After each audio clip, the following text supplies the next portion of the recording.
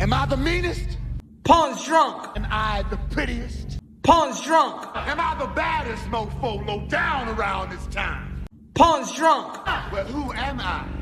Pawn's drunk. Who am I? Pawn's drunk. I can't hear you. Pawn's drunk. AKA Mr. Moo Woo Shot himself. Of Harlem.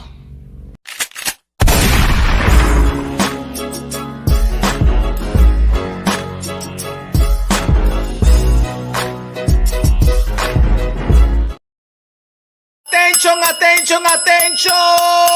Clase Azul in session. You already know this is Punch, Drunk, Boxing, a.k.a. Mr. Moo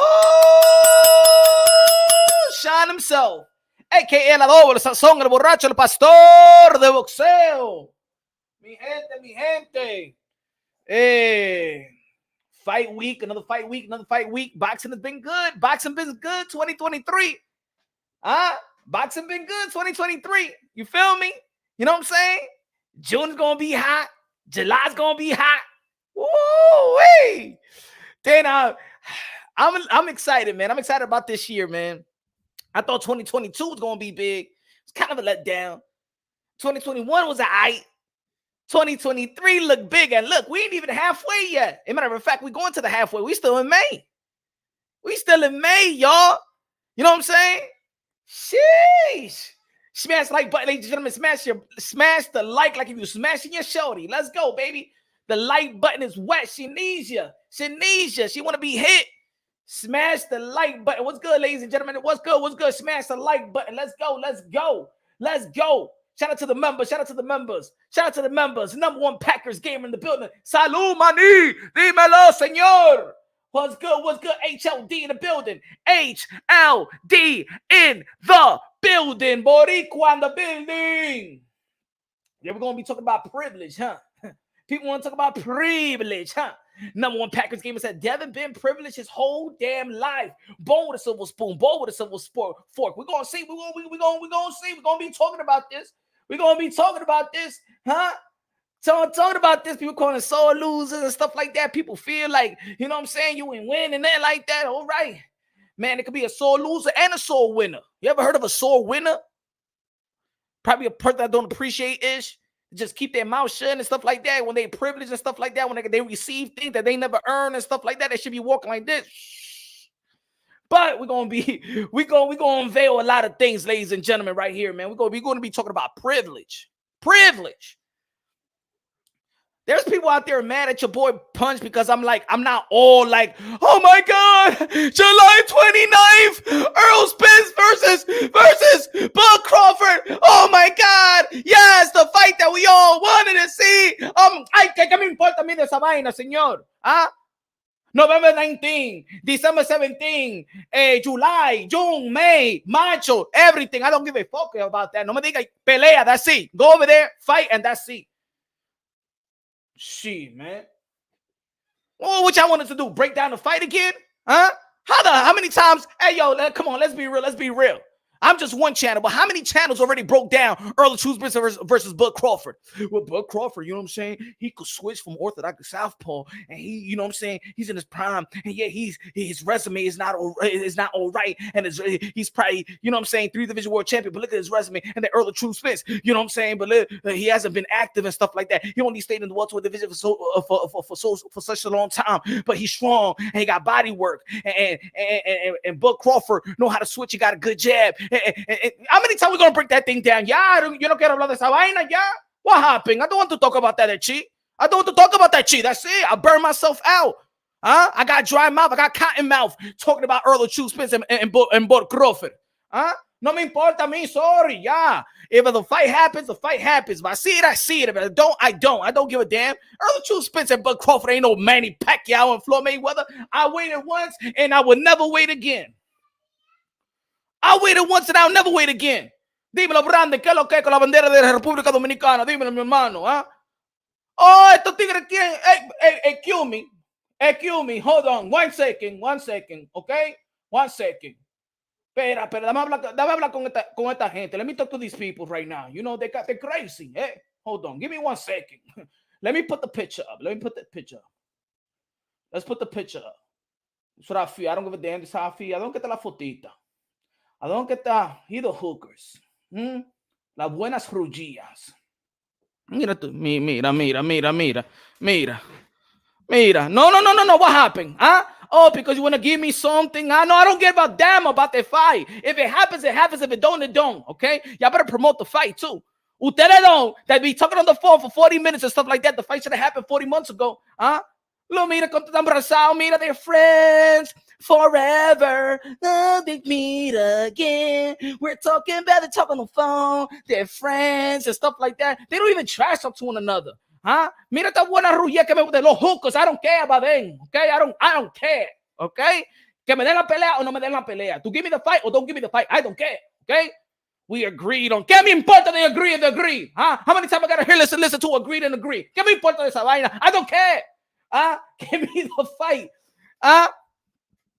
We agreed on the. I don't care if you agree. How many times I'm gonna hear a report of agreed? Agreed. Que fight? Yo quiero pelea. Hey, fight. Ya que agree. It takes you like what? Like 4 years to read a damn contract? No, see, no, man, I don't care. No. Yo, punch you hater. No que I'm hater. Que yeah. That's it. What you want me to talk about? The same people, man. This is recycled content already, man. It's recycled content. Oh, you think I'm supposed to be happy that these two and the Belt and the Belt Federation and the Commission have held the welterweight division in hostage, one of the most historically lucrative division in the sport of boxing? What happened to Keith Thurman's career has gone to the garbage because of this. Virgil Ortiz, aside from his health, has gone to the garbage. He's been in the WBO mandatory in the WBO for 2 mother effing years. It's gone to the garbage. Bruce Ennis, supposed to be one of the prestige and one of the phenom in the welterweight division. He's inactive, waiting on them. Look what happened to Stanionis. Stanionis just waiting on the sideline. Like 3 fights when he didn't get 3 fights, just waiting because of Eto Pelagato. Que me importa a mí? It's not about just the fight. We're boxing fans. We're not just one fight fan. Ladies and gentlemen, this ain't Manny Pacquiao and Mayweather. We waited once before. We got frustrated before. We put our eggs on one basket before. And then finally, when the fight came, Manny Pacquiao, the 8th Division World Champion, the 12-time lineal, the ambassador, the senator, the 5-time lineal, the 12-time champion, the ambassador, the senator, the humanitarian, the greatest karaoke singer of them all, the GOAT, Manny Pacquiao. When he fought Floyd Mayweather, 5th Division World Champion, unbeaten 23, ex-world champion, became 50-0 by beating Conor McGregor. Mira esa mierda, mi hermano, 50-0 beating Conor McGregor that never stepped inside a square circle. Mira, that's when you knew that boxing es una basura, un politics. Eso es. I love boxing. I love the sport. I don't like the business. Matter of fact, I'm a fan. I don't got to care about the business, but I got to understand the business to understand the good motherfucking sport. But anyway, I waited one time. Like a bitter bitch, we waited. Please come. We want Manny. We want Floyd. We want Mayweather. We want Pacquiao. We want May. We want Pac. We want Manny. We want Floyd. We want Pacquiao. We want Mayweather. We wanted it. When are we going to get the fight? When are we going to get the fight? Well, you ducking him. You ducking her. You ducking him. He's a villain. He's a good guy. Oh, my God. He didn't want to take the test. And then finally, the fight of the century was one of the worst fights of the century, ladies and gentlemen. We waited and it flopped like hell. It was so bad. And look, I like Floyd Mayweather. I was a big fan of Pretty Boy Floyd. I'm a fan of Manny Pacquiao, one of the most sensational fighter, exciting fighter that ever lived. Manny Pacquiao went 8th division. You already know. Pacquiao was the man. One of the GOATs. Right? But that fight gave boxing the biggest black eye that we're still climbing because of that fight. People, tons, millions walked out of boxing that night. The last time me and my people, my sport peoples, you know what I'm saying? My friends, that we talk sports, barbershop, go to the bar and stuff like that. The last time they talk about boxing was Manny Pacquiao versus Floyd Mayweather. It was so disgusting that they walked out and went across the street to the UFC. Never returned. You think I'm going to put my eggs on one basket again? We learn, ladies and gentlemen. We learn. I'm sorry. But the world of boxing, these young hungry lions are giving us what these motherfuckers ain't gave us. And now you want to come, huh? Now you want to come and sweeten us up with another report that says y'all agreed upon. I don't care. Buena rullía fea. Get the fuck out of here. La Canelo Álvarez no te tirando de ring. I don't care. I don't care. In the same week, you know what fight I'd rather praise? You know what fight that we haven't talked enough about? How about this one? Woo-wee! The 3-division world champion, regarded as pound for pound. 1, 2, 3, you can flip it around. Now, you know it. The bantamweight, undisputed. Stephen Fulton on the pound list as well. Yes, a unified champion to beat Angelo Leo, then Brandon Lee and stuff like that. Great resume up to this far. That's the fight that we're going to talk about. And it ain't take no motherfucking 5 or 4 years for this fight to come through fruition. You know who it became? He beat Paul Butler to become undisputed. Stephen Fulton beat whoever. Hey, yo, let's scrap right now. I'm moving up in weight. Let's scrap. When Bud Crawford moved up in weight, it took 9 fights for him to get a good fight in the welterweight division. Get out of here, man. I don't want to hear it. I don't want to hear, oh, yo, punch, but that's a good fight. But I know it's a good fight, but I'm not waiting on that. I'm not waiting on it. I'm sorry, folks. I'm sorry if I'm failing y'all. I'm sorry. Huh? Shit. Out of here, man. Hold on. Let me take this picture out. Hold on. Give me 1 second. Stephen Fulton and Naoya Inoue. I'm gonna tell you like this: if I don't get Bud Crawford versus Earl True Spence in the same week, I still got Inoue and Stephen Fulton. I even got Jake Paul versus Nate Diaz that same month. I don't give a damn. Give me the fight. Good. If you don't, look, I'm to this point. Yes, Bud Crawford, one of the best of this era in terms of skill set. Yes, Earl True Spence, top dog in the welterweight division. But to be honest, the way that boxing is going and the way that this new era is filling the void of the frustrations of the boxing fans. Canelo Alvarez already been doing this thing. If you look at the span of the last 3 years, Canelo Alvarez has held boxing down. You know what I'm saying? Tyson Fury has played his part. Even Anthony Joshua been fighting good competition. He got a good resume. Alexander Usyk, 2-division world champion and stuff like that. Undisputed at cruiserweight. Went up there, fought 2 fights, and went to fight Anthony Joshua. Correct?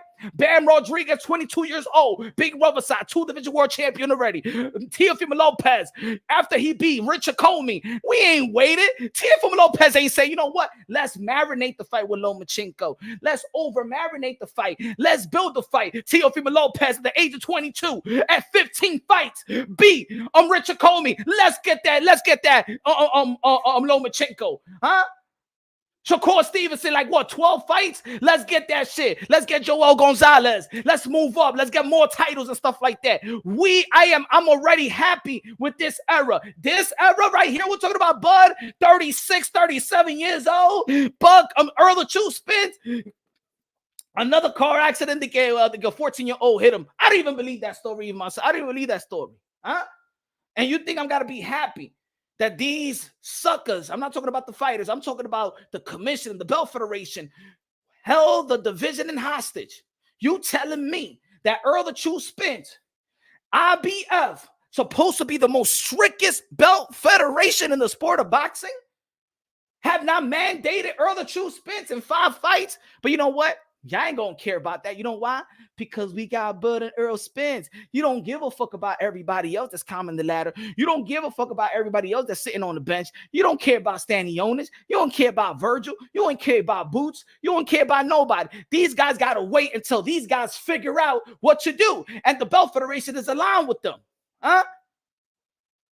Why they mandate Boots Ennis? Why they mandate Virgil Ortiz? Huh? They even mandated Bud Crawford. Look at Alexis Rocha was going to be fighting. Ladies and gentlemen, I don't care. I don't care. There's enough fighters. Look. When Manny Pacquiao and Floyd Mayweather fought, it left a big hole, a big cloud. We were like, we don't know what's next. We don't know what's next because everybody put their energy and their minds in one fight. I don't. To be honest, if Bud Crawford and Errol Spence retire right now, boxing will be where it's at right now. It wouldn't diminish boxing. You wouldn't be like, oh man, I don't want to watch boxing no more. You know why? Because they step out and we be talking about Virgil Ortiz and Bruce Ennis. I don't care. This is why. It's not that I don't want to see the fight. It's not that I'm not saying it's not a good fight. It's that at this point, while we've been waiting on them, other people have stepped up. Other people have challenged themselves. Shakur Stevenson versus Jamel Herring and Oscar Valdez. Oscar Valdez versus Miguel Burchell. Even this past weekend, Devin Haney versus Lomachenko. You know what I'm saying? Even this past weekend, the women been doing their things. The women been doing things. Amanda Serrano versus Katie Taylor. We seen Katie Taylor go up in weight at her age, 37 years old, the same age as going to be like Bud Crawford, going up in weight to fight Chantel Cameron, risking it still. We waited on these guys for what? At the time that they was talking, look at this. 2018 is what Bud Crawford and Earl True Spence was talking trash to one another. Am I right? We're gonna go to the Lomachenko and the privilege thing that Devin Haney have stated, but let's get the intro. Let's get this fight out the way. Let's get this fight out the way, right? At the time, 2018, that Bud Crawford and Earl True Spence chopped it up. To right now that we still don't have the fight, we just have agreed upon report, right? Canelo Alvarez, the 4th Division World Champion, currently super middleweight undisputed, beat Triple G, went up, beat Kovalev, beat 1-by-1, Callum Smith, Caleb Plant, Billy Joe Saunders, went back up there to fight Bivol, lost, came right back down to beat Triple G and fought John Ryder. This man has done a Earl Spence career. This guy has done an Earl Spence career and a Bud career in a span of like 3 years. And we're still waiting on these estos pelagatos que peleen. Hey, que no saben leer esa vaina. What the hell? They take 4 years to read a contract?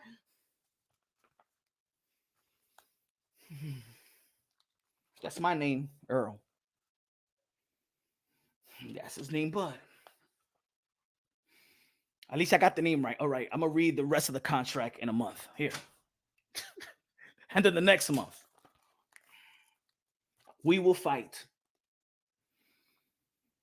All right, next month, I'll read the next sentence. And look at us in this community, the cesspool community, going at one another, talking ish to one another. No, it's 80-20. No, it's 70-30. No, Earl Spence don't want to fight. No, Bud Crawford don't want to fight. That's it. Look again. Dun, dun, dun, dun, dun, dun, dun, dun. Turn around. To the left. But you know what I'm saying? It's like a song, right? Bud ducking. Spence ducking. Al Heyman. Bob Arum. Spence ducking. Bud ducking. Turn around. Let's say it again. To the left. It sounds like it's like we doing like a little song and shit like that.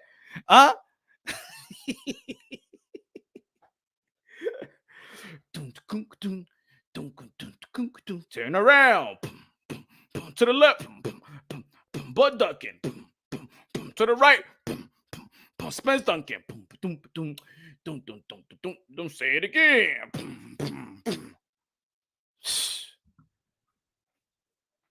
Think I'm going to be talking about Earl True Spence and Bud Crawford and breaking this fight down. I can't believe. You know what? I gotta be real. Boxing content creators, my brothers, I know that most of us agreed and some of us don't agree. And I know some of them don't like me and I might not care about your content. But for real, we are dumb to even break down this fight today. I dare y'all. I dare anybody right now trying to break down and analyze this fight. Like if we haven't analyzed this fight for damn 4 years, they got the same skill set. What you gonna do today? Are y'all really gonna have who's gonna win the fight? Who's gonna win the fight? Diablo, señor.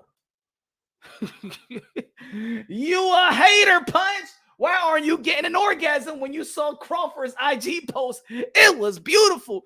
Ah, con ese tuna fish. ¿Qué me importa con esa tuna fish? De que shark. Ah, mira, es un tuna fish. Ah. But Crawford, you should have gone into the supermarket and go to Aisle 9 and get a tuna fish, and that's Earl Spence. I mean, me, the cool thing I'm hablando de que I'm going to the ocean and stuff like that. I'm hunting for sharks. You want Earl to Spence? Go to the supermarket right now, go to Aisle 9 and get a tuna fish with water or oil, whatever you want, or the vegetable oil, whatever you want, hermano. Motherfuckers acting like it was difficult. Huh? Motherfuckers acting like it was difficult. Going to the ocean. Going to the ocean. As a matter of fact, there ain't no goddamn water in damn Las Vegas. How the hell they got a picture with all that water, man? At least you should have put a picture in the desert or something like that. Think in Las Vegas nobody got water. Shit, man, please. Everybody thirsty out there in Las Vegas. Jackie Hernandez con los 5 pesos. What's good, Jackie? What's good, man? I don't know. I'm not thrilled with the report. I'm not thrilled with the announcement. I'm not thrilled. It's like I said in the video, man. It's like I said in the video. It's like when you in school, right? When you was in school and you used to see that good-looking girl. You know what I'm saying? That good-looking girl be like, yo, that's the girl. You remember that good-looking, you know, Jackie, you probably was the good-looking girl back in school and shit like that, right, Jackie? But you know what I'm saying, fellas? In middle school and high school, there's always those little them one or two good girls, like model type, J-Lo type, like god damn, you know what I'm saying? J-Lo in her heyday, though. I ain't talking about, but you know what I'm saying, right? And then years later, you find that chick like 170 pounds extra.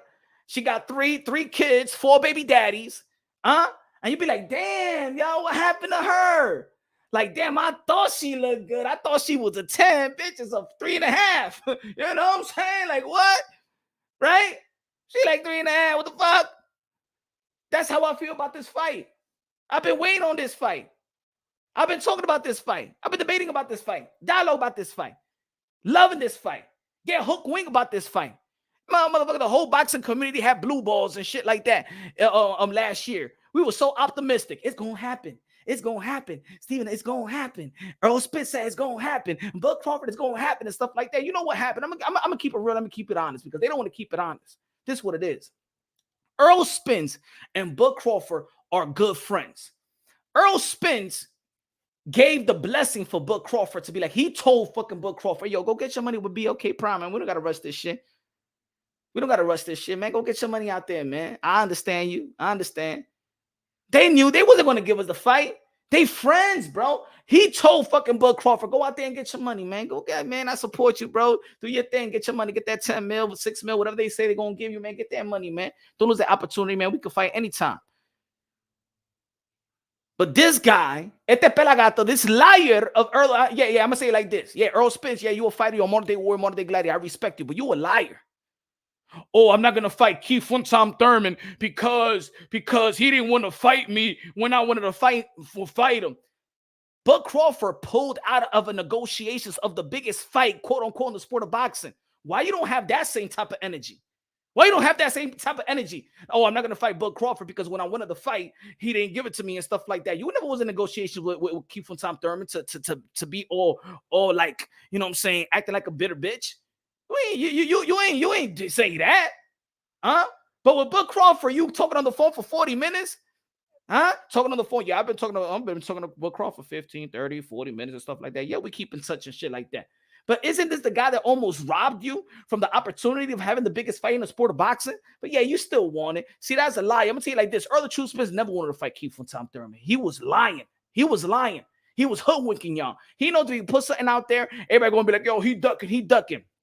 Earl Spence and Keith Tom Thurman always had the same manager, same advisor, Al Heyman, Al Hamon. All right, that's been the same manager of Earl Spence and Keith Tom Thurman. Earl Spence never seen a contract of Keith Thurman's name on it, vice versa. All right, that was a lie. He never wanted to see Keith. He never wanted to fight Keith Tom Thurman. That was all a lie. Never wanted to fight him. Coming with this excuse about I don't want to fight Keith Thurman. I'm never going to fight Keith Thurman because he never give me a chance when I asked for it. Man, when you matter of fact, Earl Spence never asked for Keith Thurman like that. It was Floyd Mayweather that said, "Oh, if you want me," because Keith Thurman was in position to fight Floyd Mayweather. If you want to fight me, fight Earl Spence for $10 million. Keith Thurman was give me that $10 million then, and then come on, let's put it on the contract. Fuck out of here, man. You really wasn't in position. You wasn't even top 15. Matter of fact, Earl Spence was never ranked in the WBO and the WBO, WBA, and WBC. He was strictly only ranked in the IBF. That's why he hook-winked y'all. He never wanted Keith Thurman. Never wanted Keith Thurman. Now, anyway, that fight is good. I can't wait till it happens. Okay.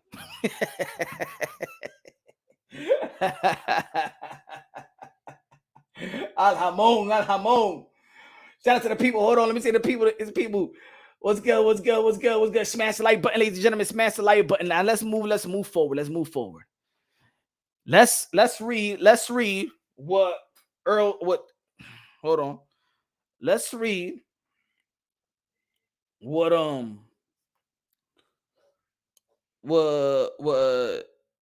Devin Haney had to say about Vasiliy Lomachenko being privileged. Now let me start off with this.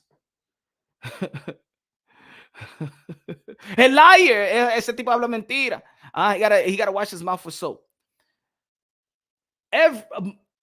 Most fighters that has a exclusive promotional deal, high invested fighters are privileged. Okay, let's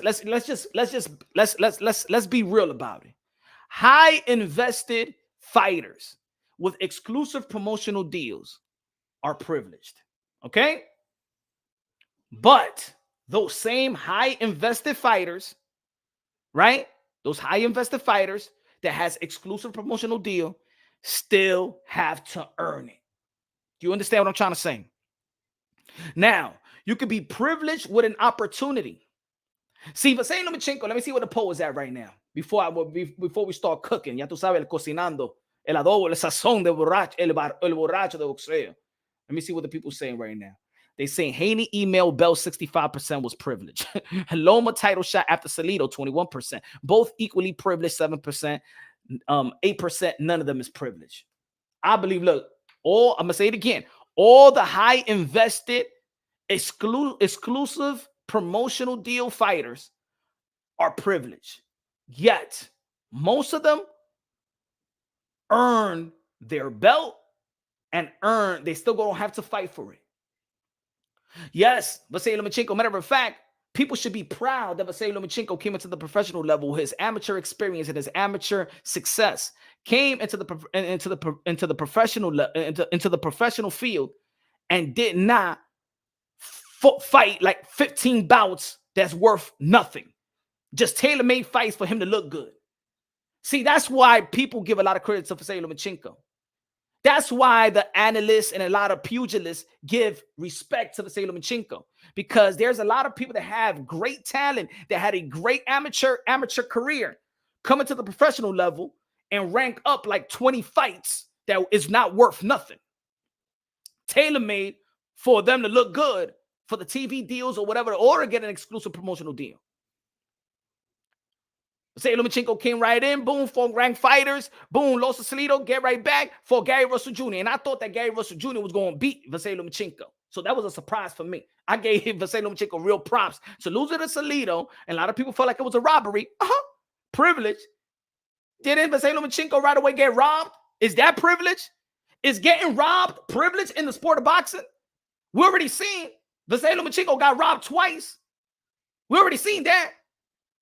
We already seen Vasiliy Lomachenko got robbed in the second fight. Is that privilege? Is that privilege? Okay. Now, did he get privileged with the robbery? He got privileged to fight a world title fight versus Gary Russell Jr. because he was robbed. The same way that Vasiliy Lomachenko deserved the privilege to get that rematch with Devin the Dream Haney because he got robbed. Yeah, he got robbed. Lo robaron.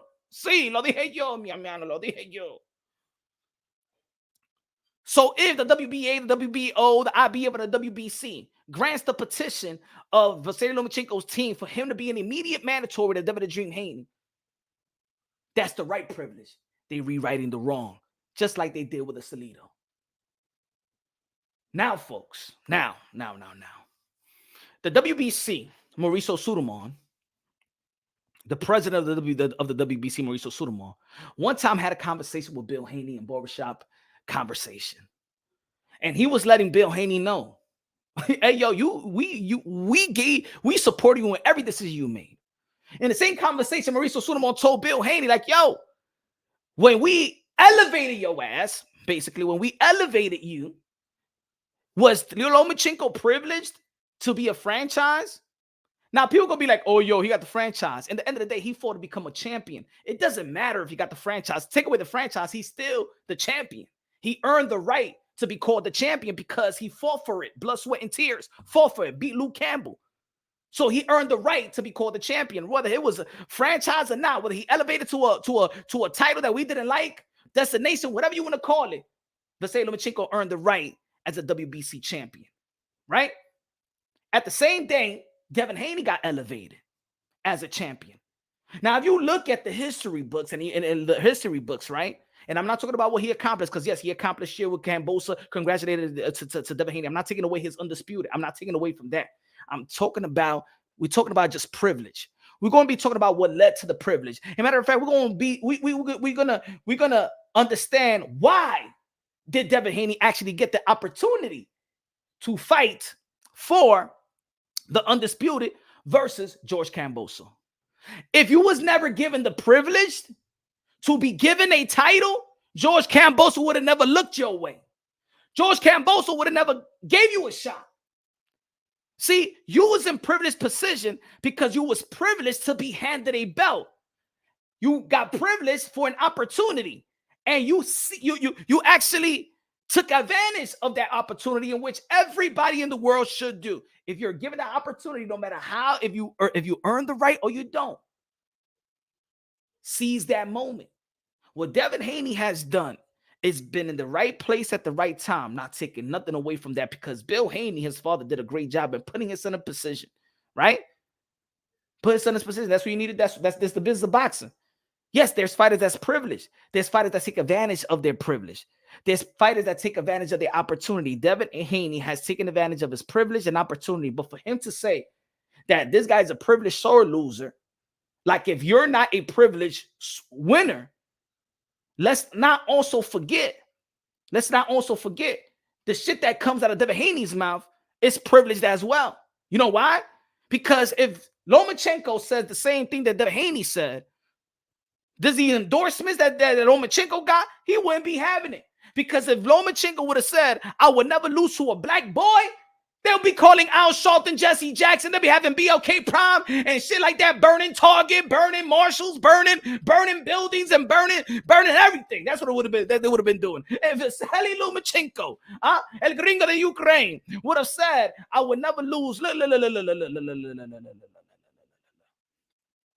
Can you imagine if you flip it around and Vasiliy Lomachenko?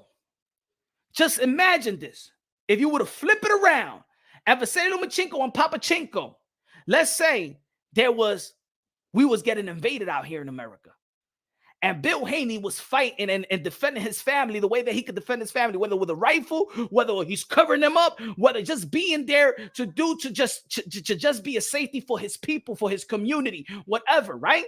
We give them props, just like when they go to feed the homeless, being there for you, being a humanitarian. We give you props. Every athlete, everybody, and forget about athlete, every human being that's a humanitarian, you get the respect where it's due.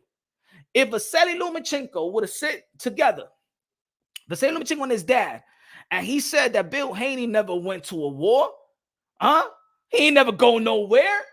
And then Vasiliy Lomachenko would say, I will never lose to a black boy. What the hell you be saying about Vasiliy Lomachenko and his dad? What the hell would they be saying right now? Woo, my goodness. Racist. Oh my God. He should have never got an opportunity. Kick him out of boxing. Al Sharpton, where are you? Oh my God, you heard what Mr. Loma said. You heard what Papachenko said. Oh my God. And this was Lomachenko and Papachenko. Just flip it around. Just flip it around. Hold on. Where's he back from? Ain't nobody back. Ain't nobody went nowhere. Ain't nobody fought in no war. This is what I'm telling you. The war is still going on. The war is not over with. I will never lose to a white boy in my life. I will never lose to a white boy in my life. I will never lose to a white boy in my life. It was the other way around. Because let me tell you like this, in this society, I know y'all don't want me to talk about it, but it's the only man in this community that could talk about it. Because I keep it real. Huh? There's people out there that feel like they could say whatever they have to say, or they could say whatever they want to say, and has no repercussions or anything like that. There's people, I'm gonna tell you like this, there's few, listen to the words, there's few African Americans that think that they have the green light to be racist or say racist slurs. If Lomachenko would have said, I would never lose to a black boy, you would have labeled him racist. Labeled him racist. You know it and I know it. Right? Leonardo Rodriguez con los 5 pesos. Haney, a freaking joke for that. I can't believe he's taking the stands with him being given a belt. That's what I'm saying, Leonardo. See, if you're given the opportunity, if you've been privileged, cállate la maldita boca and push to a side and keep on going, keep on rolling. Shh, because you've been privileged, my brother. You've been privileged. See, the thing nowadays, this is the problem right here. This is the problem right here. Now, this is the blessing, but yet the problem when they don't identify certain things. We are living in 2023. Everybody out here, we're blessed that we're living and we're breathing, man. God bless to each and every one of y'all. God bless to your health. God bless to your family. Let's be real. This is El Pastor de Boxeo. I gotta speak the truth, even if it hurts, even if it's misunderstood. We're living at a time, and for all the fight, all the protests, all the fight, you know what I'm saying? And other race has also jumped in and helped the African American race, and the African has done so much for this country. But the African American are in a point in privileged position as well. But there are some people that love to use the victimhood card. And they don't want to identify or recognize that they're in privileged position because it's been so good to complain and get your way in that manner. But I'm talking about the few. Listen to me. Don't get beta male on me right now. I'm talking about the few. With all the fight, we have come to a term and we have come to a time in this country. You put in the work the proper way. You put in your studies, you educated. I'm not talking about going to college. Just educated on what you want to be and how you want to be in a successful field or whatever. That everybody has the opportunity to be in privileged position. Everybody in this country. Everybody. Every race. From whites, black, whatever y'all want to call it. Why I even like saying white and black? Because there ain't no such thing as white and black. Ain't nobody a crayon out here. But this is the way that people talk in America. So yeah, black, white, Hispanics, Indian, Asians, everybody in this country. We have come to a time, and thank you for those that fought for this nation, for all of us to come together and all of them to have an opportunity, because that's all we want. At the end of the day, I'm a man that I'm good with opportunity. I create my own opportunity. If I work my ass off to put myself in a position for an opportunity, that's all I ask. I don't want money. I don't want your money. I don't want you to give me shit. Because if you give me something, you could take it away. If you give me something, I didn't feel like I earned it. Then I'm going to feel like I owe you. If you give me something that I don't earn, I feel like I owe you. No. All we need is an opportunity. And right now in America, if you're given the opportunity, that's all you want. It's all you want. Right? It's like a person that went to college and stuff like that. He ain't coming straight to college and be like, just give me the job. No. Just give me an opportunity for an interview so I can knock it out the park. And once you interview me, I'm the man. That's it. You just want an opportunity. Real people create opportunities for others. Great people create opportunities for others. Great people, good people, knowledgeable people, hardworking people create their opportunity and also put themselves in position for those opportunities. Devin the Dream Haney, he worked his ass off. He put himself in position, and dad put himself in position, and good loving father. That's all the men out here, take care of your kids. All the mothers out here, take care of your kids. Our job is to guide our kid. Bill Haney has done a wonderful job with Devin the Dream Haney. Listen to me, because some of the people are going to be like, oh, you hating, oh, you this. No. Being privileged is a good thing. It's a good thing. Who don't want to be privileged? Who don't want to have power? Who wanna let go of their power? Huh? Who? Let's be real, let's be honest. Who don't want an opportunity to accomplish whatever they want to accomplish? Who don't? Who don't? We all do. We all want to break. We all sometimes play the lotto. You know what I'm saying? We ain't gonna earn it. We want to win it too, right? We all play the lotto. Sometimes we gamble in sports. You know what I'm saying? We want that quick buck. You know what I'm saying? Everybody want the opportunity. Everyone want privileged. We all want that. Everybody want freedom. Freedom. So Devin Haney saying he's a sore loser, privileged sore loser. Haney, you are privileged to be given a world title, for you to have the opportunity to be in position to fight and earn what you have today. If they didn't give you that, because you ain't earn it, you earned your stripes and your belts when you beat Camboso. But it was the privilege that you had, that little belt that you had that nobody really respected that you have it. Because you wasn't like Gervonta Tank Davis. Gervonta Tank Davis, whether people like it or not, or rather like they like his resume or not, Gervonta Tank Davis beat Pedraza for that title. He earned the right to become and be named a world champion. Shakur Stevenson beat Joel Gonzalez. He earned the right to be called the champion. Teofimo Lopez beat Richard Comey. He fought and earned the right to be called the champion. Devin Haney at that time ain't earned shit. He didn't beat nobody for that world title. So we couldn't give the same respect and called you as a world champion when these guys actually fought for it, whether it's vacant or whether it's fighting another champion. Back in the days, they probably called it hate.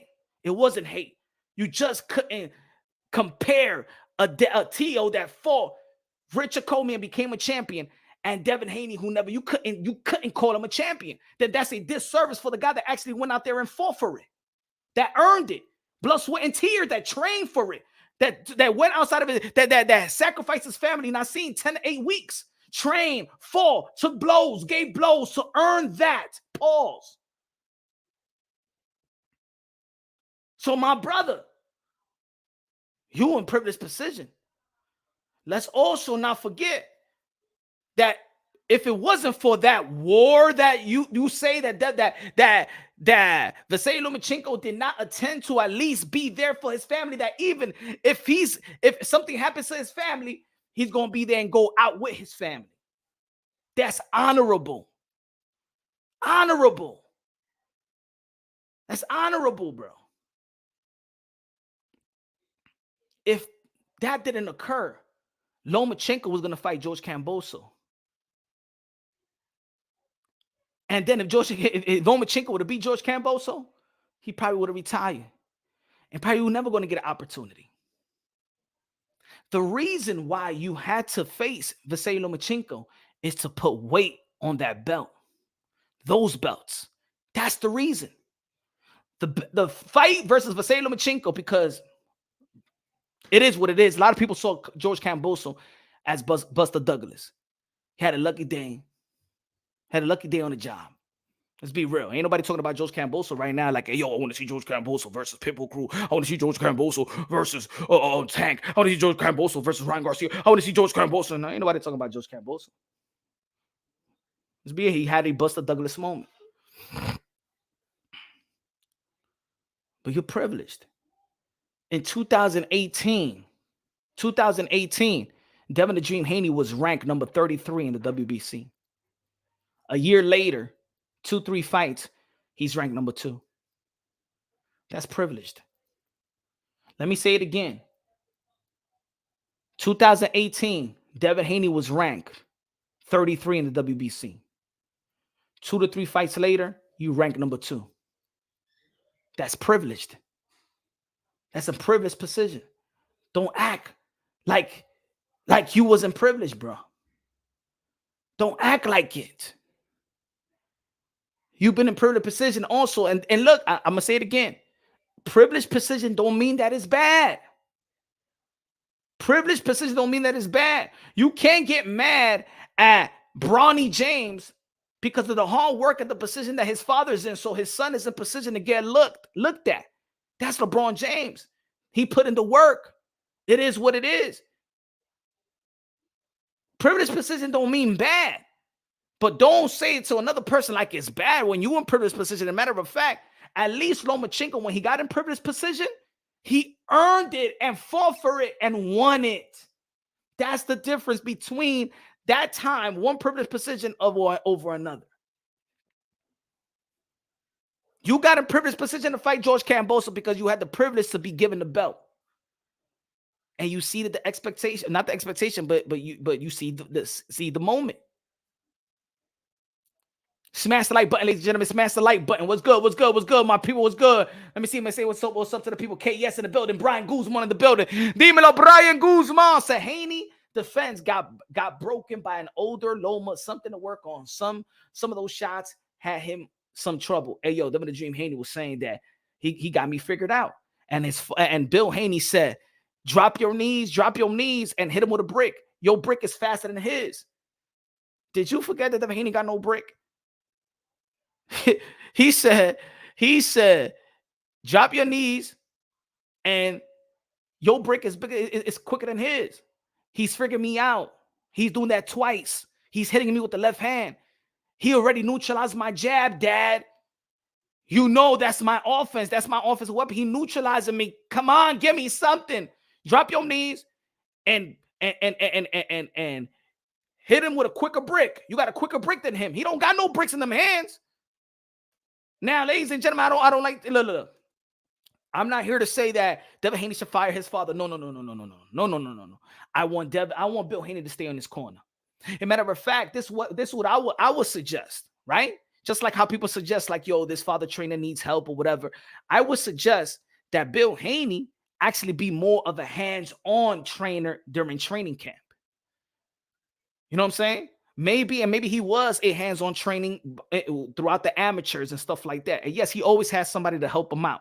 You know what I'm saying? He's done a great job and put his son in a position with a lot of wisdom to build his son. But if you're going to be in the corner in the big fights, if you're going to let other people run the camp, other trainers train them, they're going to do the pad work, the body work, and stuff like that, come with the game plan and things of that nature.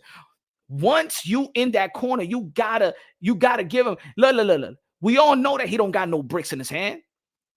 We all know that Devin Haney got no bricks, whether you a fan of his or not. We know that he don't got no bricks in his hand. So how he's going to say, drop down and land those bricks? He ain't got no bricks, man. This shit is cotton, bro. This cotton candy, man. What you talking about? Devin Haney got cotton candy. He don't got no bricks. We all know that. Devin Haney also knows that. He knows that. You know what I'm saying? You couldn't back up a little man and you was hitting him some body shots. Body shot was supposed to slow down Lomachenko. Matter of fact, Lomachenko started getting more excited. That shit don't happen in the sport of boxing.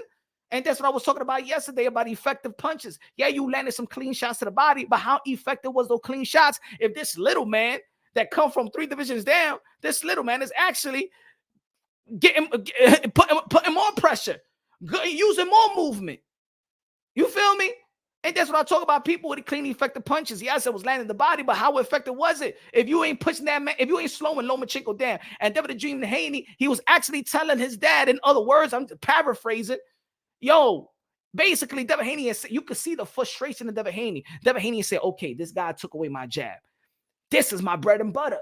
This is what I'm known for. This is my repertoire. This is what leads my offense attack in every fight. This is who I am. This is why Devin Haney changed his identity. It wasn't that he changed his identity, put it this way. It was Lomachenko changing his identity. You saw Devin Haney in that corner. He was confused and he needed help. But the person that was in front of him giving him instructions is not the guy that's actually hands-on during his training camp. So now he's like this. He's like this. See, maybe in that moment, the guy that's actually sharpening and helping him tweak his tools, sharpening his tools, should be in the corner right there as well. Because if the trainer that trains Devin Haney is the guy that he feels the punches with the power, he knows what type of power Devin Haney has. He knows if he can throw the left hook. He knows if he's looking sharp. He knows if he's not looking sharp and things of that nature. I'm not saying that Bill Haney doesn't know nothing. He knows his son better than anybody else because, of course, he's still observing. But it's a difference between a trainer and the outside, and it's different between a hands-on trainer. He's saying to Devin Haney something that we all know that Devin Haney knows, and his father should know that he don't got no bricks. How you gonna tell this man to sit down when you know that Devin Haney, if he stops moving, then you giving Vasiliy Lomachenko what he really wants? No wonder that after that he was actually capitalizing off Devin the Dream Haney. You know why?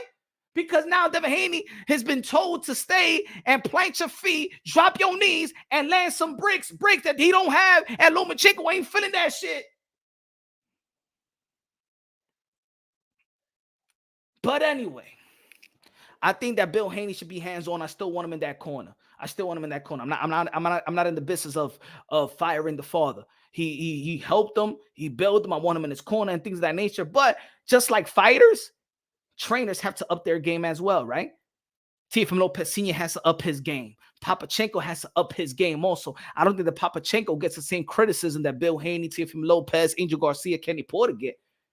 If Vasiliy Lomachenko right now, whether we like it, whether we know it was a robbery or not, if Lomachenko was 17-3, Papachenko don't get the type of criticism that all these father coaches get.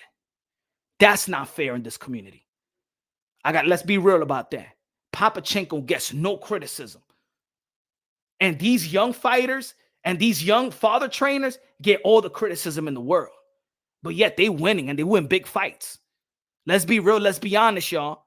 If people out here are going to criticize Bill and Teofimo Lopez Sr. and Angel Garcia and Ruben Guerrero and stuff like that, Papachenko got to get some criticism as well. This guy been going flying under the radar with no criticism and shit like that. Shit, matter of fact, I want to translate. I want to know exactly what Papachenko is telling Vasiliy Lomachenko. Also, shit, I want to know what Papachenko was telling Vasiliy Lomachenko while Teofimo Lopez was outboxing you for 7 rounds. I want to know.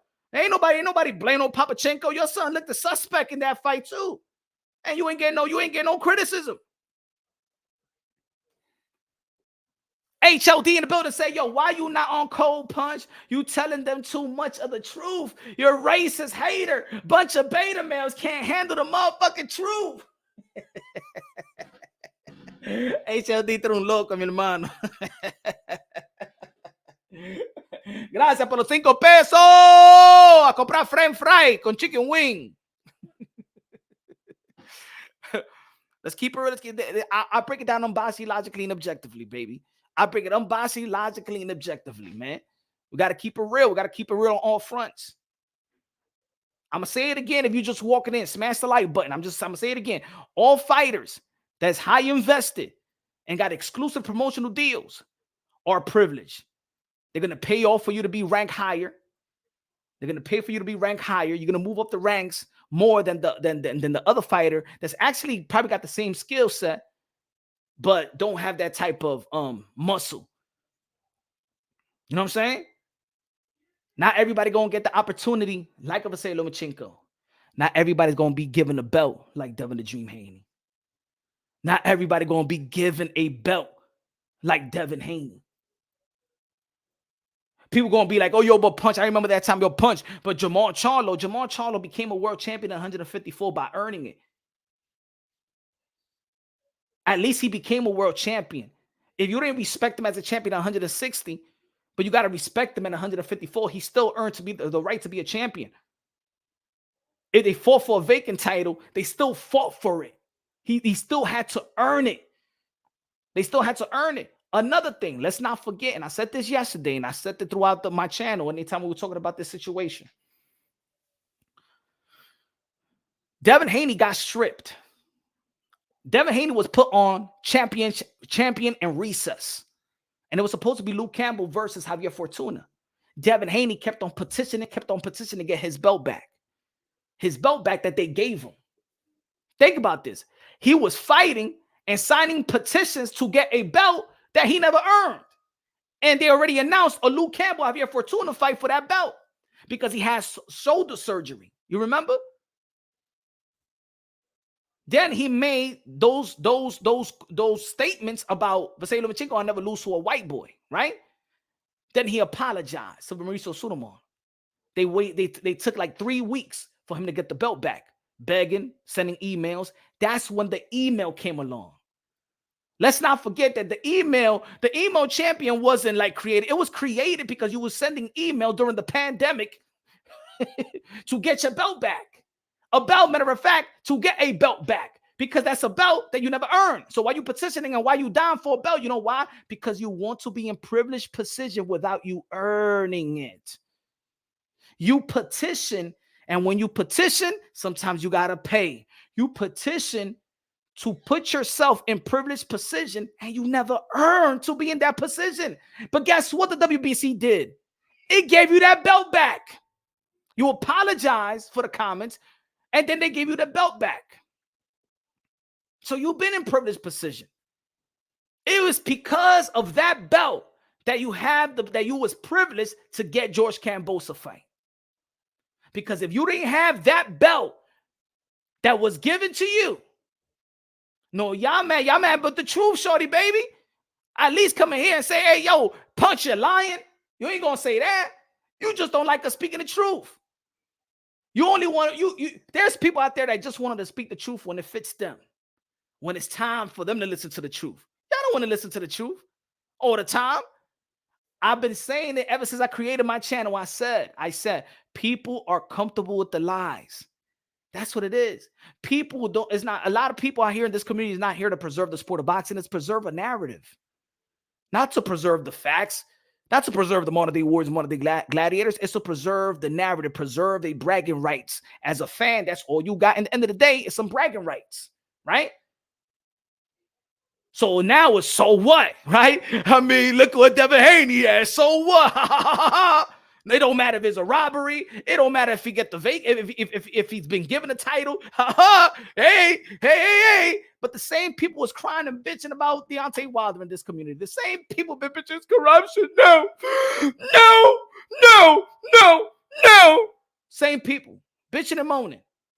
See, it's only they only like to talk about corruption when it fits their narrative, even though it's ludicrous, right? But now it's y'all mad,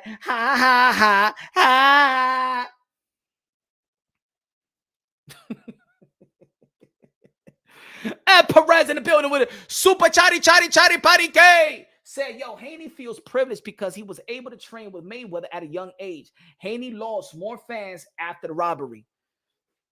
Exactly. So now he got to play this villain role. A villain role that, to be honest, Devin Haney don't got the character to be a villain. See, Floyd Mayweather had the character to be a villain. Floyd Mayweather actually created to be a villain. He said it. He said this before he turned pro. Go to the interview in the amateurs. Floyd Mayweather, Pretty Boy Floyd, said, I don't want to be like Sugar Ray Leonard. I don't want everybody to love me. I want to be more like Muhammad Ali. I want to be a villain. That's what sells tickets. Floyd Mayweather already knew. He created that. Devin Haney did not create that. The robbery created that. And now he got to pick and choose whether to be humble about your privilege or whether to be the villain. I'm going to tell you like this. For those people that are saying that Devin Haney, he going to capitalize like Floyd Mayweather. He's not Floyd Mayweather. That's the problem. He's not Floyd Mayweather. He don't got the characteristic. He don't got the wig. He don't got the la muela like Floyd Mayweather. He don't.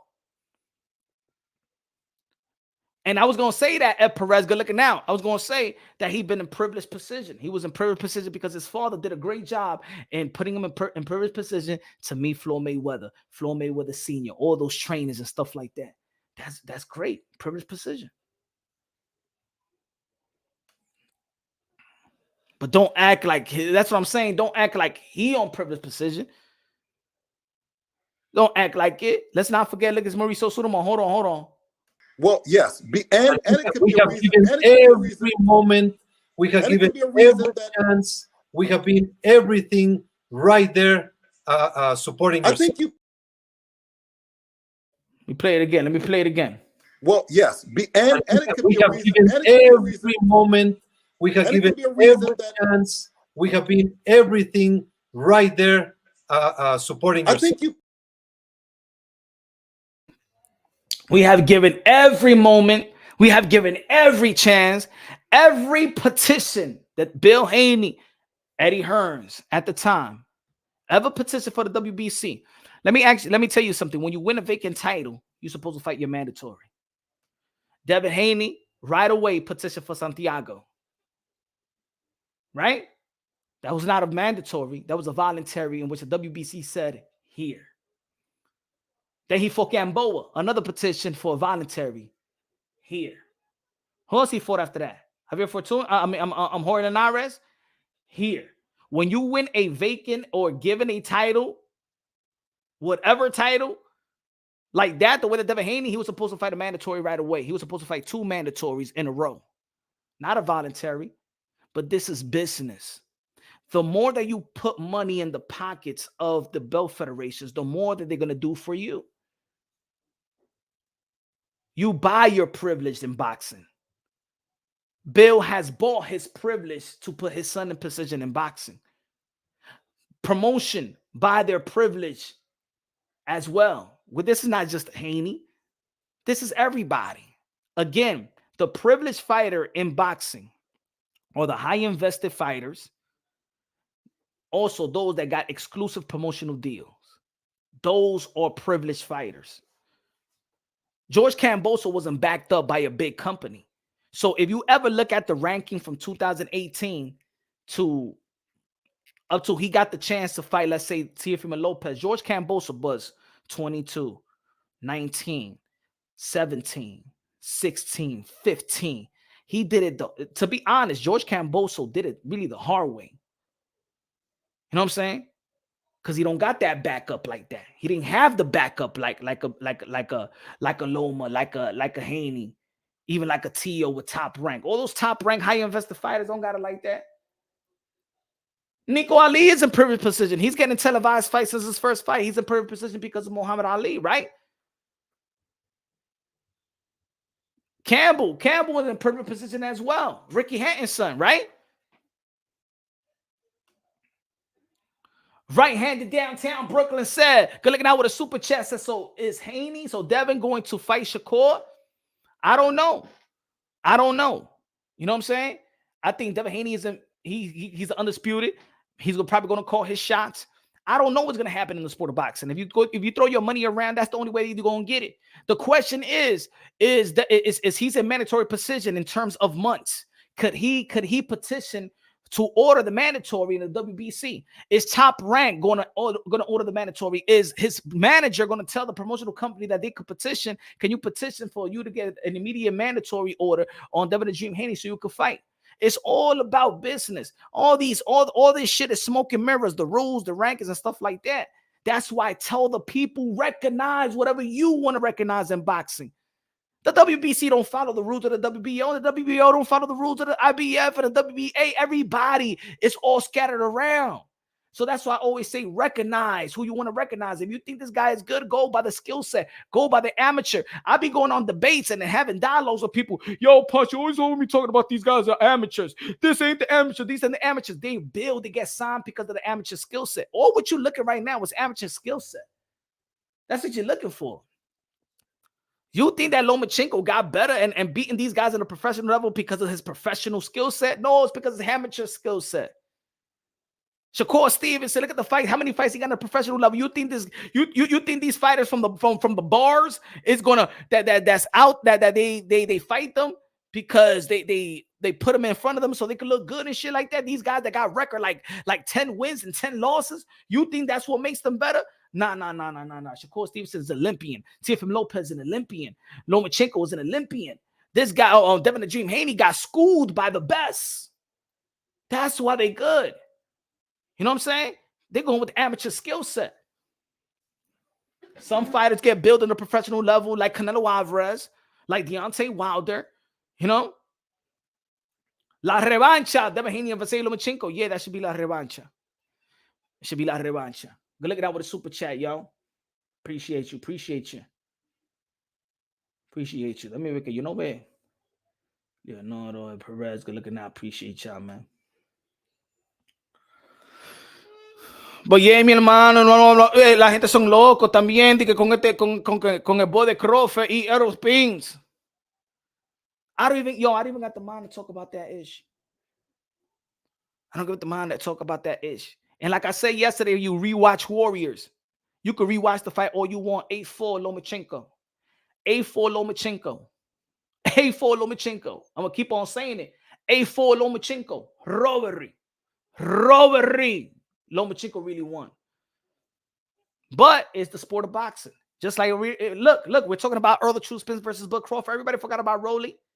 That's it. We move on to the next. That's it. We're talking about Bud Crawford versus Earl the True Spence right now. That's the news. Rolly, little by little, gets swept under the rug. Now we're going to be talking about Rolly as a champion. Is he going to be fighting Ryan Garcia? Nah, little by little, we forgot about the senior citizen from Bingo. That's it. What Devin Haney? Let's go about. Let's unveil what Devin Haney said. Let's go word for word. Word for word. Hold on. Devin Haney said, this guy is a fucking sore loser. Get this privileged sore loser out of boxing. He makes excuses as he goes. Take your loss like a man. Stop crying. It was set up for you to win for the third time in your career, and you failed. Tell the commission to give me my $400K back for that push. Now, ladies and gentlemen, the commission should not be taking Devin Haney's money for no push. All right? We ain't never seen that. I never heard about that. Did Mike Tyson get fined for the commission for pushing and swinging at Lennox Lewis? I ain't see that. I ain't never heard that. Why they trying to take away some money from the Dream Haney for a little push? Not a little push, but it was a dangerous push, but nothing happened. At the end of the day, they shouldn't take his money, and the commission shouldn't be talking about safety, because the commission is the same people that commission and sanction a fight when they know that there's fighters out there that don't pass their physical, don't pass their physical, and there's fighters out there that I know facts have brain damage, and they're still be given a pass to go out there and fight. So I don't want to hear this commission talking about safety. I don't want to hear nobody in boxing, in the business of boxing, that talks about safety. Y'all don't give a damn about the fighters. Let's be real. And rest in peace to all to the fallen soldiers in that ring. But the commission and everybody else don't give a damn about the safety in the sport of boxing. Not when there's big money around. Not when there's big money. Now, sometimes, but in reality, not a lot. Not a lot. How many times we hear fighters saying, oh, shit, I had an injured shoulder. Oh, I had this. I got a broken this. I got a broken that. Huh? You know that even in the commission, in certain commissions, let me tell you like this, if y'all ain't know, in certain commissions, they're not supposed to sanction a fight that these fighters are not in the same level. You knew that? I'm gonna give you an example. A high elite fighter in the amateurs that got like, let's say 300 amateur background. I mean, let me give you an example. Daniel Jacobs, right? Daniel Jacobs had 3 amateur bouts. Or let's talk about Usyk or whoever. Lomachenko, since we're talking about Lomachenko right now, right? If Lomachenko comes to the professional level with 400 amateur fights with all the gold medalists and stuff like that, all around the world, winning all these tournaments, and then he comes to the professional level, and the first fight is fighting a guy that is 5 wins and let's say 20 losses. You know they're not supposed to sanction that fight. They're not supposed to sanction that fight. Look at the girl Estrada. The girl Estrada was gonna kill this girl. The fastest knockout. She was not supposed to be in the ring. So the commission don't give a damn about the safety in the sport of boxing. Santiago for Haney for the so-called real WBC championship belt. But who the fuck is that guy? No privilege here. He already had the title before he fought Santiago. HLD. He fought He already had the title before he fought Santiago. They petitioned 12 days later after they got elevated. Privileged. Look, I know that Devin Haney and some of his team, they may be happy, but they also be like, you know what? Because he fought Lomachenko for the respect. Let's not forget why he's fighting, why he fought Vasiliy Lomachenko. I'm fighting for my respect and stuff like that. Yeah, he's a future Hall of Famer. I'm fighting my respect. This was supposed to be the fight that people are going to give him the ultimate respect. A lot of people didn't give him too much respect for George Kambosos. They didn't put him in the pound for pound list when he first beat George Kambosos, right? So they looking at this like, and let me tell you like this, you got taken out the pound for pound list. Yahoo Sports took you out the pound for pound list over this fight. You cannot shortcut your way to victory. Or for respect, the respect that you want, because Devin Haney should be respected, and every fighter should be respected. But what I'm saying is, what I told y'all folks leading up to the fight, what I've been telling y'all folks, in boxing, everything is not about just winning and losing, but it's how you win and how you lose. And the way that Devin Haney got that victory, he's getting more disrespected. Unfortunately, I don't want him to get disrespected like that because that's not his fault. But he's least respected vocally by many or massively by many. And maybe he got more fans. We don't know.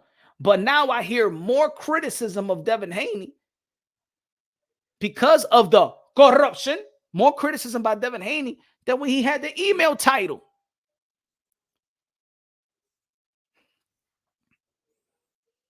Devin Haney, my only criticism of Devin Haney was that Devin Haney was a boring fighter. Devin Haney was not a boring fighter this weekend. As a matter of fact, Devin Haney in the last two fights, he's not a boring fighter to me no more.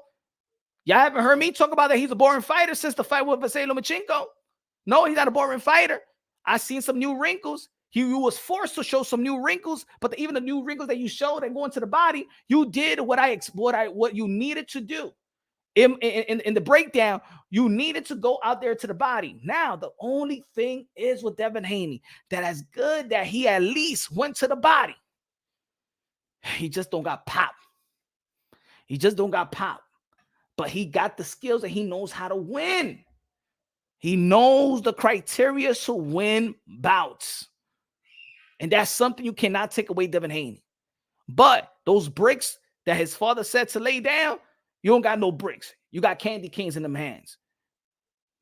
You couldn't back up the little man. You couldn't back up the little white boy. Facts. Lomachenko neutralized Devin Haney's jab. He took his most important arsenal. He took it away. He took away the jab. He took away the straight right hand that is a kryptonite to the southpaw. He took away the movement. Vasiliy Lomachenko did more. Look. And put it this way. If y'all going to rewatch the fight, because what y'all want to do is y'all rewatching it and trying to give more of a score to Devin Haney, justify the, oh my God, Devin Haney, yeah, Devin Haney. No. Why? If you're going to rewatch the fight, rewatch the skill set. Rewatch how Lomachenko neutralized Devin Haney's jab. Neutralized his right hand, straight right hand to the grill. He shot some good right hands to the body, jab to the body, hooks to the body, little uppercut to the body landed. Devin Haney did good going to the body. Landing to the body. Matter of fact, let me rephrase my word. Devin Haney did good landing to the body. Did it affect Vasiliy Lomachenko? No, it did not. Not one bit. Not one bit. Lomachenko was like the manager of well, let me see if I got it right here. I don't got it. Hold on. What's that manager from the trainer of Apollo Creed when he told them in Rocky 2? This. Remember in Apollo of his trainer. Remember in Rocky 2? He said, man, I saw that man get hit with everything, but the man kept coming after you. Now, we don't need that man in our life. Hey, yo, that's what Bill telling his son right now. Hey, yo, I seen you hit Lomachenko with punches I never seen you hit nobody with. And the man kept coming after you. Now, we don't need a man like that in our lives. Let it go. Let it go.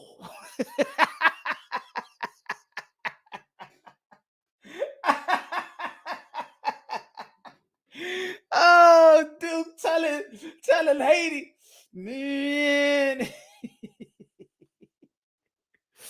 Salud, Marcus. Salud, punch. Salud. He loves Devin, aka HLD, 30-0. Good looking out. Man, he hit him with all the body shots I never seen him hit. And the man kept coming after you. Now, you don't need a man like that in your life. Everybody screaming rematch. Bill's like, nah, we got to move forward, man. Nah. We ain't gonna give no rematch to him. We ain't gonna give no rematch to him. You're right. It's gonna get worse. It's gonna get worse because at the end of the day, you're gonna have to move to 140. You ain't gonna have those belts all your life. You ain't gonna have all them belts. You know what I'm saying? Give the man a rematch. Revancha. Jermaine Ortiz stops Haney. I don't know. It's different styles. But Jermaine Ortiz is good too. He's good. And look at this. Devin Haney could learn from this too. Don't think that. Look, I want people. Let's be real. Also, let's be real. Hardcore boxing fans too, because Devin Haney, in many people's eyes, I could say 70 or 80% of the people feel like he lost. You know what I'm saying? I mean, come on, bro. He got booed out the arena. He got booed in his own hometown. Everybody know he lost. I think right now there's some people that felt like they was brutally honest. The people that was brutally honest, they feel bad that they was brutally honest right after the fight. Like, I think Shakur Stevenson was so brutally honest that he felt like, damn, I threw my guy. Like, remember, they're still friends. Damn, I threw him under the bus, man. I should have never said it like that. I should have never said robbery. So now everybody is smoothing things out. There's people out here now that's smoothing things out because they were so brutally honest about it. Everybody watched the fight, bro. Everybody in the arena. Don't tell me in your hometown, everybody against you. And you know what's funny? There's people that said, yo, look. Y'all know when I did the live commentary, I watched the fight without the volume. When I went back and watched the fight, I seen the entrance of Devin Haney. When Devin Haney's entrance, they wasn't booing him. Who said that? Matter of fact, I recorded the entrance. They didn't boo Devin Haney like y'all was saying, oh my God, the whole arena was against him. Get the fuck out of here. They was not booing Devin Haney. Of course, you're gonna hear some boos because that's Lomachenko's fans. And then you're gonna hear some boos for even Lomachenko because Devin Haney fans are there. Yo, these people are liars. Oh my God, he was getting booed. Everybody go watch the entrance again. He wasn't getting booed like that. The people turned on him, bro. That's what happened. Sometimes people turn on you in a good way. Some people turn on you in a bad way. Like Rocky IV. The Russian people loved him. After the 10th round, people love Rocky Balboa, right? Look at Manny Pacquiao versus Morales. Manny Pacquiao won over the Mexican fans the way that he was the way that he was working and the way that he was fighting. That's winning over the fans. We seen it in the sport of boxing. Don't tell me that 90% of the people in that stadium was against you, because that's a false. Your own people that went out there to support you, had you losing, that went out there and bet against Loma. Went out there to root for you. Those people came out the arena saying, even Bud couldn't even say, because Bud knew, but he didn't want to throw him under the bus like that. Your own contemporaries thought that you lost, bro. And then the belt, and I'm gonna tell you like this, and then the YouTubers that was out there for Devin Haney, the YouTubers, the channels that are pro Devin Haney, them motherfuckers could even say the truth. Because Bill Haney will call you right on 7 o'clock in the morning and tell you, hey, yo, my man, what the fuck you saying that for, man? I'm looking out for you, man. I've been looking out for you. These, and it's all cool. It's all cool. You know what I'm saying? I understand. Y'all don't want to keep it real. You know what I'm saying? Y'all don't want to keep it real. Y'all don't want to keep it real with Bill. Maybe he gave some of these guys some media credentials. You know what I'm saying? They don't want to keep it real. You rather keep it. You rather keep it fake with thousands of your subscribers because you don't want to keep it real with one person. How about be real with the people that's been supporting you since day one? Because I'm gonna tell you like this: Devin Haney and Bill Haney they're not gonna stay here forever. There's only one fighter. I heard people tell me that shit before, and I'm telling you that shit right back. Whatever y'all was telling me, I'm gonna tell y'all right back. Bill Haney ain't here forever in the sport of boxing. Devin Haney's not here forever. But guess what? You got more longevity as a boxing content creator than boxers. So how about you say the truth? How about you say, you know what, Bill? I actually think that your son lost. But you know what? You got the win. It's sport of boxing. You got to take the wins like you take the loss. You got to, whatever win. The W, get the W however you need to get it. And move on and work on your craft. Because at the end of the day, Devin Haney could actually build from this. Devin Haney can actually build from this. But if you do want to become like Floyd Mayweather, like in the past, Bill Haney have said that my son is the next Floyd Mayweather, then do what Floyd Mayweather did and rematch Vasiliy Lomachenko, like he rematched Castillo, like he rematched Maidana. Leave no stones unturned. So give Lomachenko the rematch. If you don't want to give Lomachenko the rematch, quit with that Mayweather bullshit. All right? If you don't want to give Lomachenko the rematch, quit with the BS. You duck Lomachenko. You scared of Lomachenko because you know that if you lose to Lomachenko, shit, you may lose it all.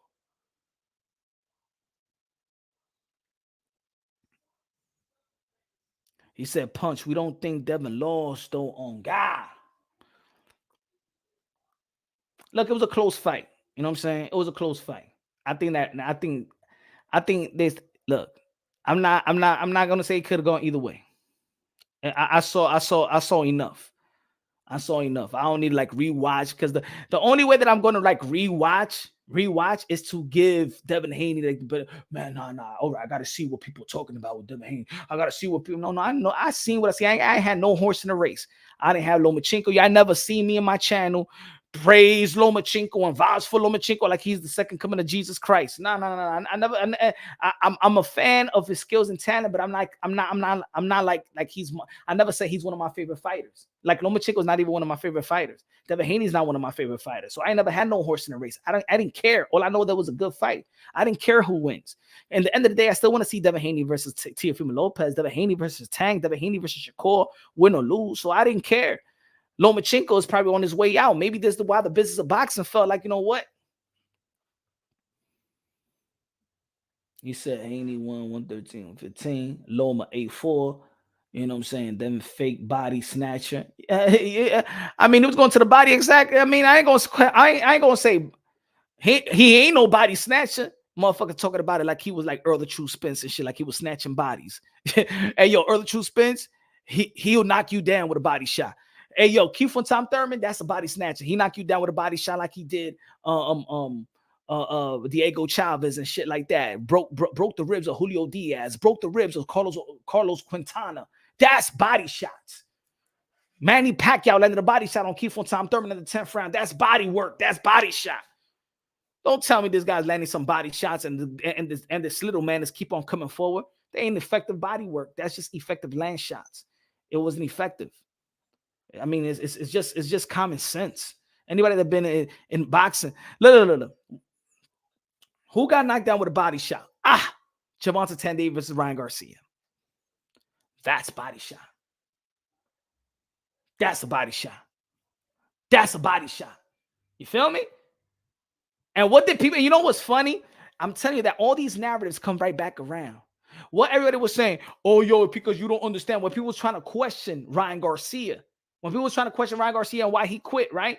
And people were saying in the defense of Gervonta Tandy, yo, y'all don't know. And what body shots hurt more than head shots. You know what I'm saying? Pause. Yo, a good body shot will have you down. A good body shot will slow you down. A body shot make you quit more than a headshot. A body shot will stop you more than your headshot. Like, yo, it'll paralyze you. A body shot paralyze you. It slows you down. And all right, then. Say the same shit with Devin Haney. His body shot did paralyze somebody, did it slow down somebody, paralyze somebody, stop somebody, made him less aggressive, made him less, they didn't move too much. Get the fuck out of here. He landed body shots, but it wasn't effective. It ain't effective.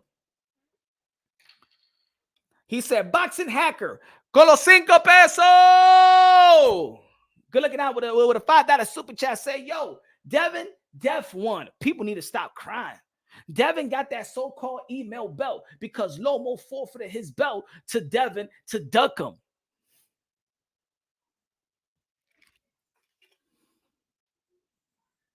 Stop it. All right? You didn't need the 5 peso to say a lie like that. Devin Lomachenko ducked Devin Haney because he went to fight Teofimo, a champion that earned the knockout Richard Comey in the second round. If he didn't fight Teofimo Lopez, we'll be calling Lomachenko a duck. What the fuck are you talking about? We be calling Lomachenko a duck. If Lomachenko would have been like, if Teofimo Lopez would have been calling him out and be like, hey, yo, let's go for order strap, unification bout. You think you would have gone for Devin Haney and a so-called mandatory that never was ordered? Come on, stop it. Stop it, y'all. Stop lying, bro. That's like us saying, hey, yo, Earl Spence and Bud Crawford going to fight. No. Hey, yo, Bud Crawford got to fight Alexis Arocha. You'll be saying that, hey, yo, if Bud Crawford would have fought Alexis Arocha, his supposedly mandatory, but that one actually got ordered, right? You'll be saying that he ducking Earl Spence. The fuck are you talking about? What y'all talking about? Y'all drunk? Y'all high? What kind of shit y'all smoking? That 1986 crack? New Jack City crack? Pookie crack? Or you talking about that Jungle Fever crack? Samuel L. Jackson crack? What the fuck is going to happen, boxing hacker? What is it? Did Sleepy Joe went to your community? That's what it was? Sleepy Joe went to your community and handed you some crack? Eso lo que es, mi hermano, eh? That's what I feel about that. That's what I feel about that statement. Belt because Lomo forfeited his belt to Devin Haney to duck him. Hold on. That's why I always have this shit on deck.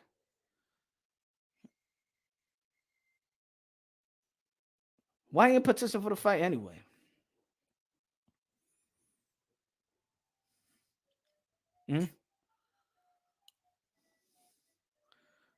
Come on, bruh. Come on, man. Y'all still with the same old lie, the same old narrative. That's what I'm talking about. Y'all not here to preserve the sport of boxing. Y'all want to preserve a narrative. Y'all want to preserve a narrative, man. Quit the noise, man. He ducked Devin to fight Teofimo? You bugging, bro. Shit, man. Y'all got to be drunk out here, man. Y'all taking my moonshine. Crack his statement. Come on, man. Good looking out with a super chat, but come on, let's crack his statement. All of a sudden, Lowe was a great fighter. That's like ducking Paulie. Who ducks Devin? That's what I'm talking about, man. Y'all talking about, bro? Y'all making no sense. Y'all be drowning in a narrative so much. I know, I understand, my brother. You go to these boxing content creator channels and stuff like that. They got you by the head and stuff like that. I know you becoming a robotic. You a narrative hoe to these motherfuckers and shit like that. Feeding you that lie. How you duck a unification bout? I mean, how you duck? This guy's not even mandatory. The WBC told the whole world. Mauricio Sudamon told the whole world that it was not mandated, that he's not going to get a shot at Lomachenko. And that both Devin Haney and Abdul Abdulev requested to fight for an interim WBC world title, knowing that he's not going to be mandated. What are you talking about? This was a statement before any franchise. So what y'all talking about, man? Do y'all homework.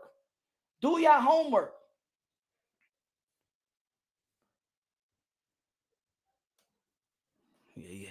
What's good? What's good? Good looking out. He good looking out with a super chest. So guess what? Devin has all the belts now. Loma has nothing. So why should Devin give him a second shot if he gave Devin no shots? Karma's a beat. So now we becoming karma beat. That's what we doing now to the same shit y'all pushing. Let me see. I bet you one of those guys that felt like Earl Spence shouldn't give Keith Thurman a shot because when Earl Spence asked him for a shot, he didn't want to give him a shot. That's why. Come on, man. He got it. You know why people want to give him a shot? Because a lot of people feel like it was corrupted. People feel like it was a robbery, or people feel like it was a close fight, or people feel like it was a draw.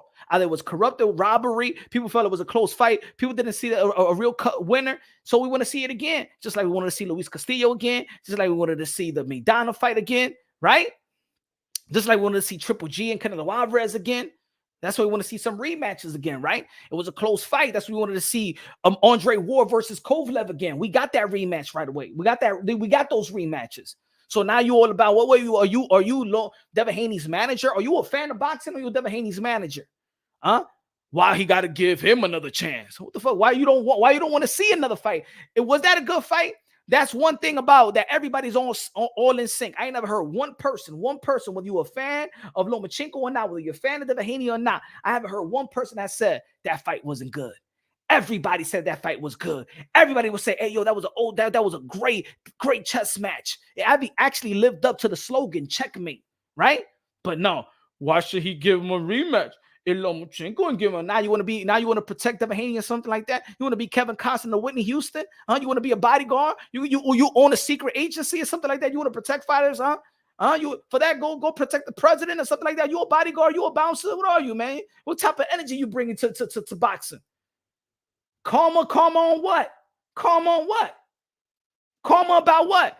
That Lomachenko that fight Teofimo Lopez for a unification bout for the undisputed. And if you don't feel like it was undisputed, it was still a unification bout with the best fighting the best. A1 versus A2.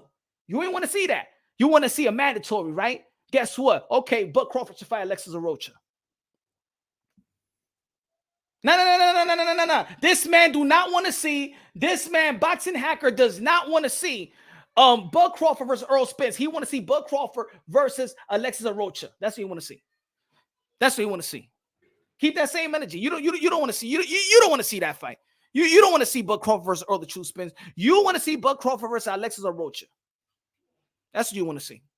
Matter of fact, you don't want to see Tyson Fury versus Alexander Usyk. You want to see Alexander Usyk versus Daniel Dubois, right? Oh shit! He's ducking. Oh my god! Oh! Do you want to see Tyson Fury versus Alexander Usyk, or do you want to see Alexander Usyk versus Daniel Dubois? What fight you want to see? Let me know. What fight you want to know? What fight you want to see? Tyson Fury versus my brother hacker. My boxing hacker. What fight you want to see?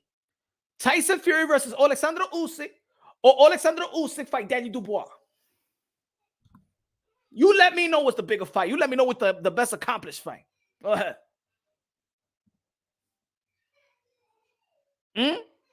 Come on, man. Let's be real. People need to satisfy their man. Oh, look. People need to find their mandatory.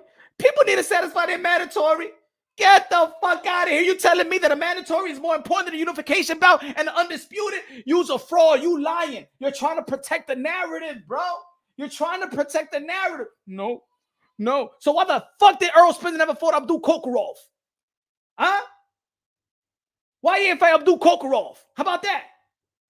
Oh, you don't want to say that. How much you want to bet you don't want to say that? Nah. Earl Spence should never fought he should have never fought no damn Sean Porter. He should have fought Abdul Kokorov that been mandatory since March 2019 that time. Over for 3 years. Almost 3 years. Y'all ain't called for that fight. Thinking this guy they should fight them mandatory.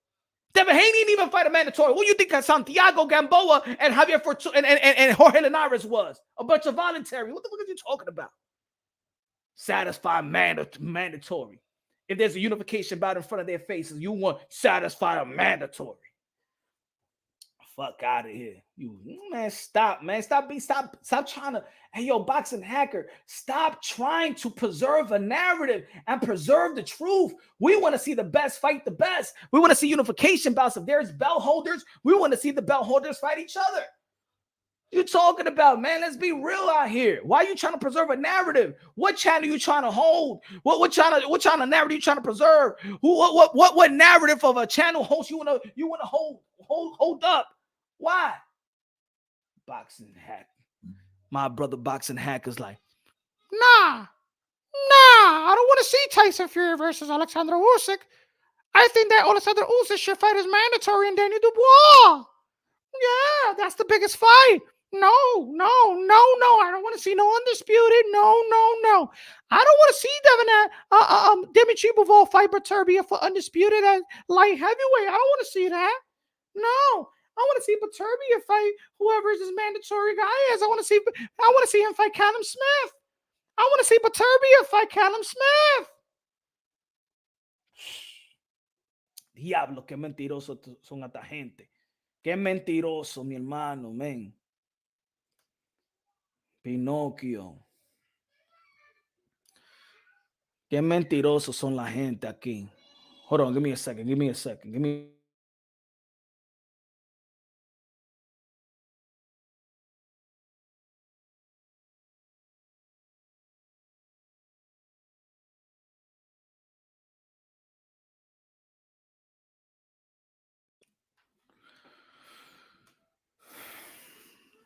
Dani Medina, mira estos hediondo aquí hablando mentira. Los hijos de Satanás están hablando mentira aquí. Yo, let me get on the call. Matter of fact, let's do it. Everybody, yo, let's do it. Let's have this sit down. Let's go. I'm gonna send the link. Everybody want to chop it up, man. Let's go. Let's chop it up. Still early out here. Gonna go to a bar, give me a little drinkity drink. You know what? Let's go. Let's have this. Everybody, let's have the smoke. Oops. Give me a second.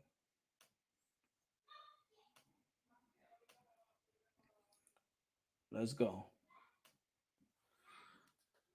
Vamos, guerra, ahora mismito, vamos, guerra, ven, vamos, smokey, vamos, ve. Voy a poner mi merenga ahora mismito. Ladies and gentlemen, hold on. Espera, vamos a poner mi merenga aquí. Hold on, my friend, go ahead. Vamos. Class sensation.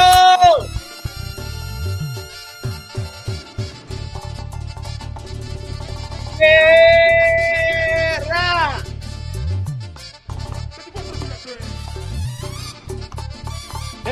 Hey. Espera, 1 minute, man. 1 minute. DJ Capero, Alex Sensation, págame la música, chan. Espera. Yo, can you hear me? Wait. Let me put the headphones on. Hi. Boxing hacker, go say your piece. Come on, say it. Yo, can you hear me? Yes, sir. Awesome. This is what I'm saying, right? Yo, Devin deserved a shot like years ago against Lomachenko. He became the mandatory.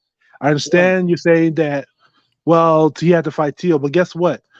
Tio was also Saitayo, so unifications always trump mandatories. So if that was the actual case, then Lomo would never need to petition anyway.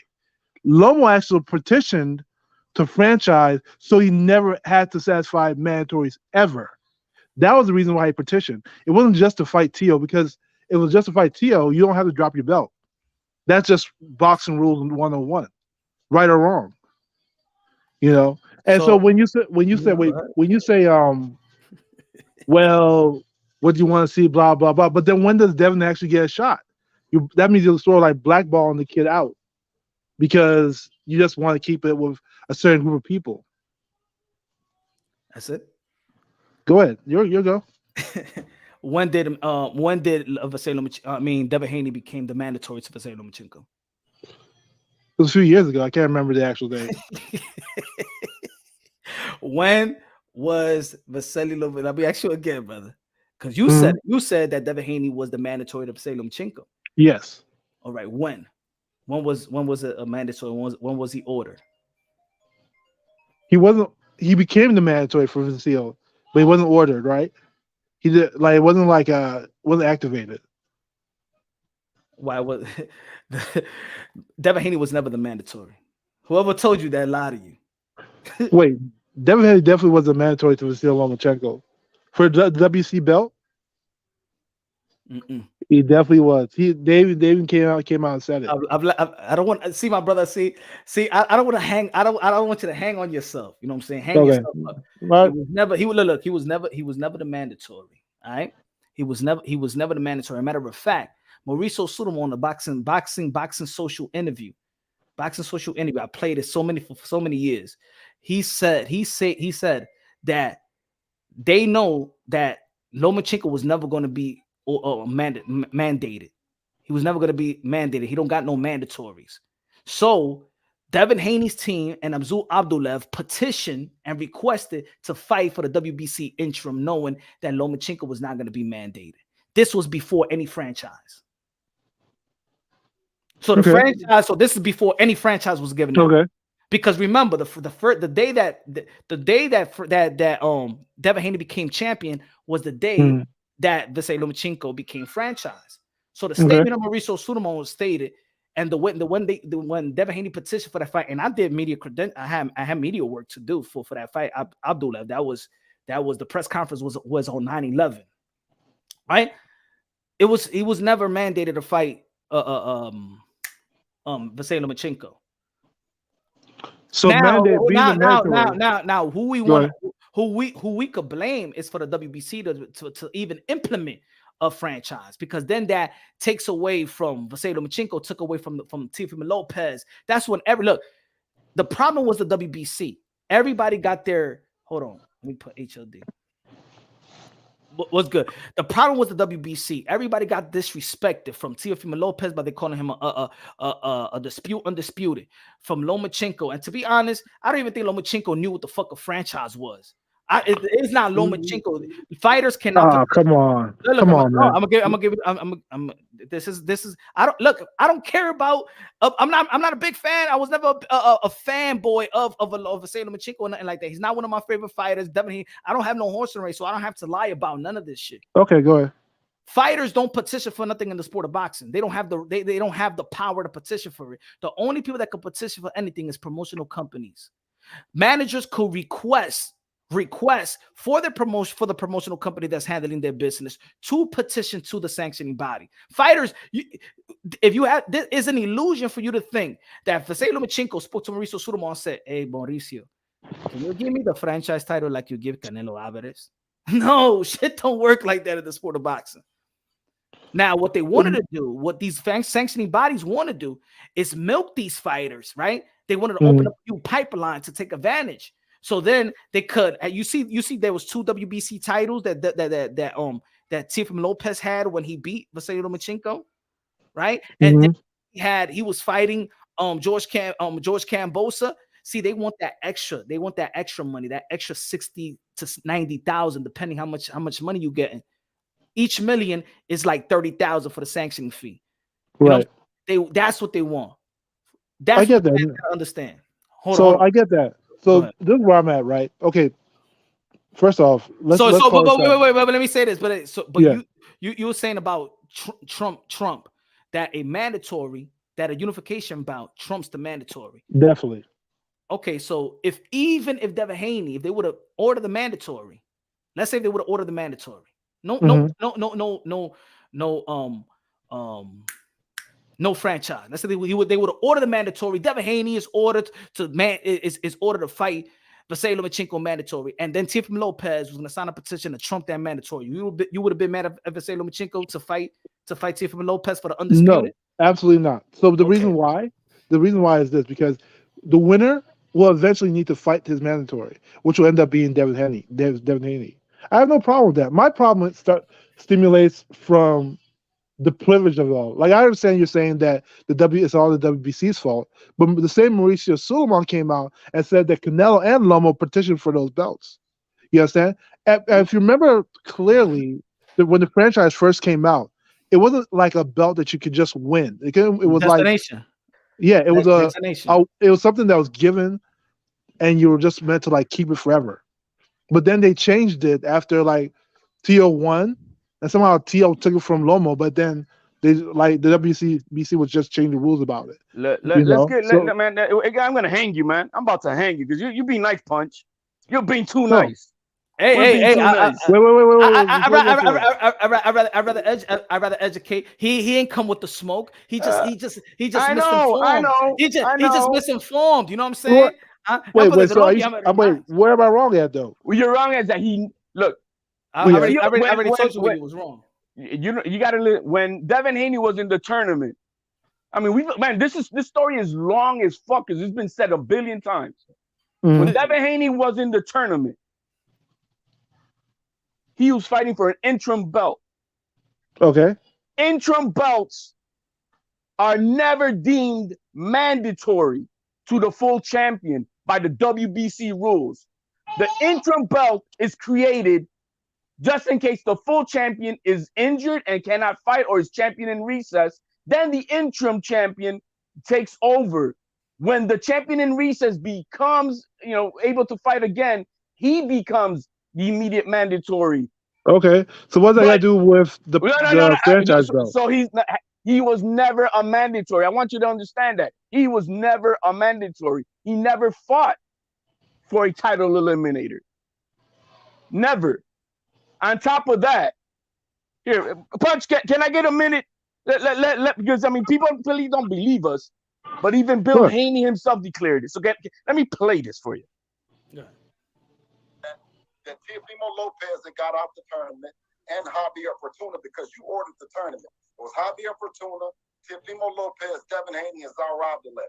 We called you and we said to you, we're in the tournament and we don't have any problem with fighting Teofimo or anyone, right? Absolutely, and that fight because Mikey Garcia was the champion. Yes. And he moved up in weight. So the WBC ordered a 4-man tournament. Yes, sir. It was going to be 2 elimination bouts, and the 2 winners would fight for the title. Yes, sir. He immediately said Amin. Abdullayev said Amin. The other 2 fighters went on. So we had a final elimination. Meaning went on. They said that they got out. They got out of the tournament because we had a time. Okay. And then that fight was moved to be an interim title fight because the tournament was disrupted. So that's how it happened.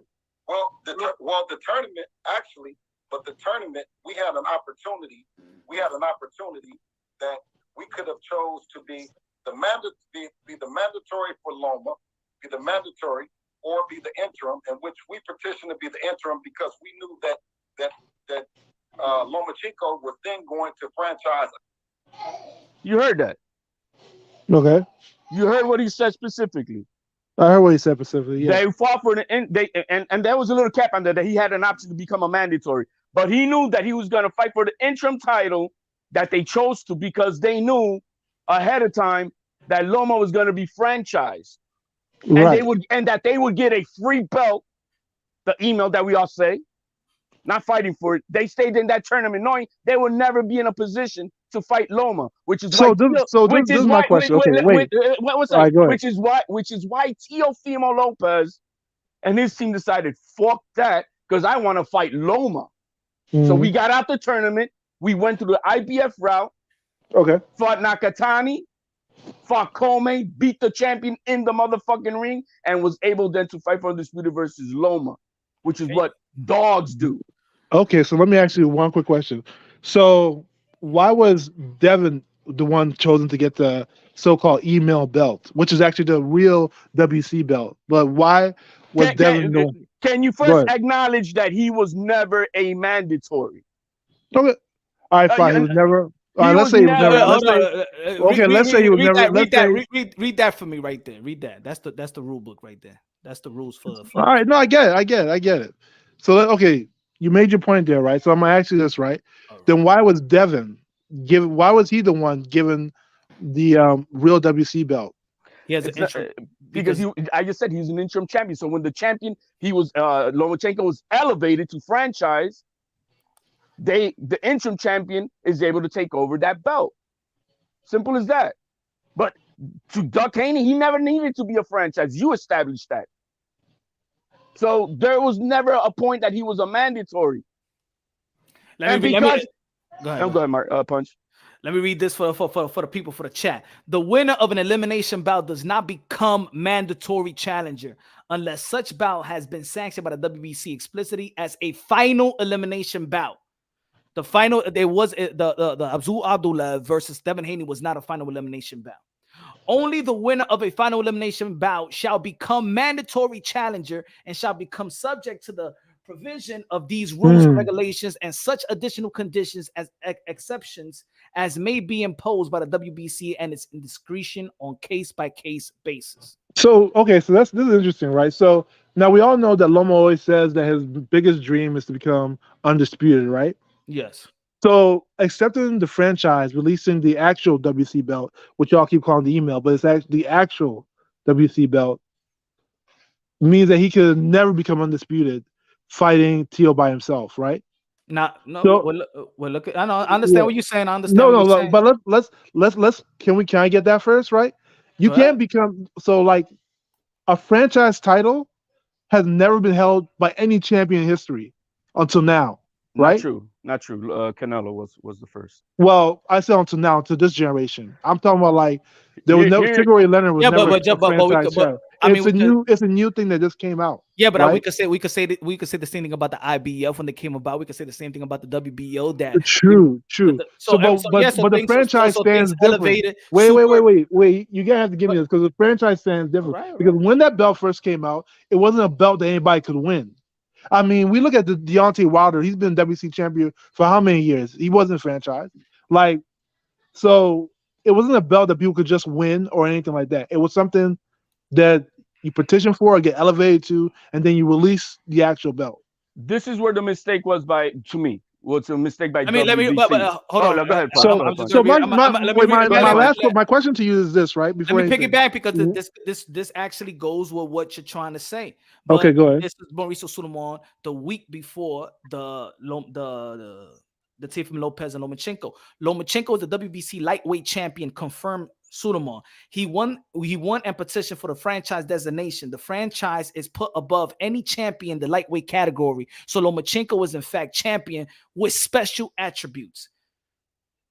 So that's why the fight was deemed an undisputed because the WBC, it wasn't. We know it's not because listen. Yeah. If the WBO, and the IBF doesn't want to recognize it, is on them. We're talking about the WBC and their own business. This is what they're saying about their own business, regardless if we like it or not. I hate the franchise, bro.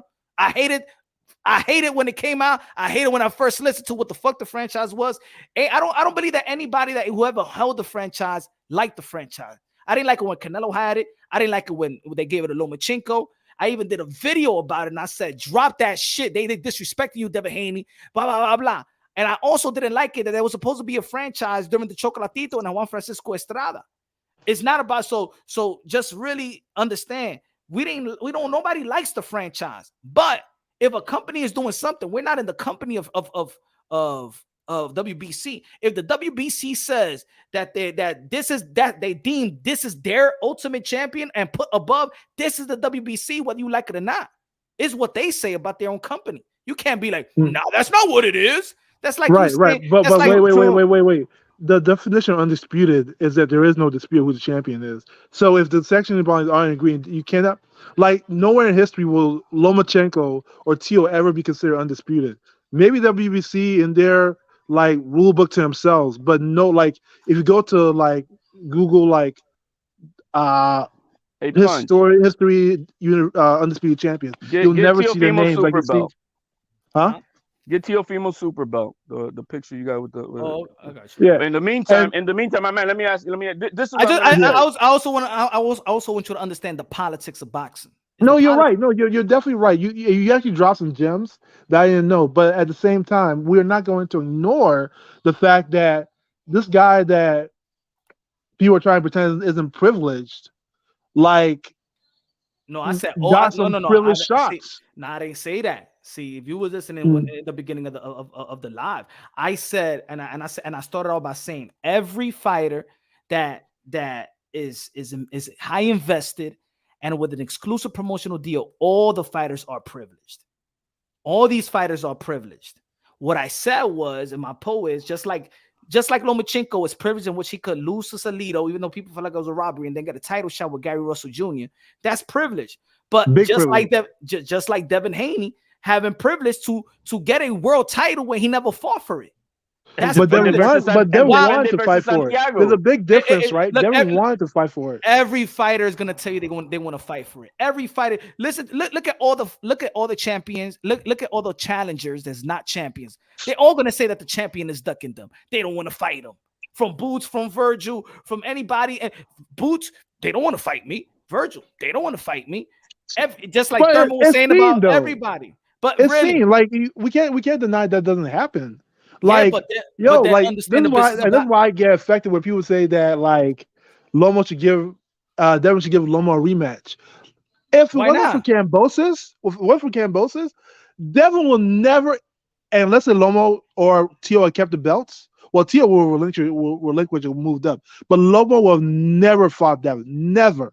That's cap. You know what I'm saying? Like, and that to me is like, why is Devin always the one? First off, Devin weight draining himself just to stay at 135. The dude is almost half dead. I don't even know how he makes the weight. They do it for the money too, bro. Yo, but that weight drain is crazy. Like, you see how big Devin is? Nobody can deny the sacrifices he's doing. But real quick, real quick. Look. The problems I had with the WBC when they did the franchise was, first, the fucking name. It should have been the WBC Super Belt. 2, they should have then eliminated the WC regular belt. That's what they should have done. Now, nobody had a problem at all when Thurman was Mayweather's mandatory and the WBO created a super belt for Mayweather to not have to fight his mandatory Thurman, who then become the regular champion. Now, did anybody say anything about that to Mayweather?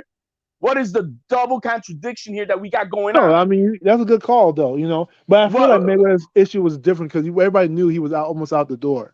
You know, Mayweather had fought for... No, look, my man. That's cap right there, man. We're going to say because he's going out the door, it's okay? Okay, but you argue the same for Thurman and Earl Spence, right? Why didn't Thurman give Earl Spence a chance? Like, I feel like that's more of an active fight. Because he's not a mandated mandatory. But you gotta this is what it is.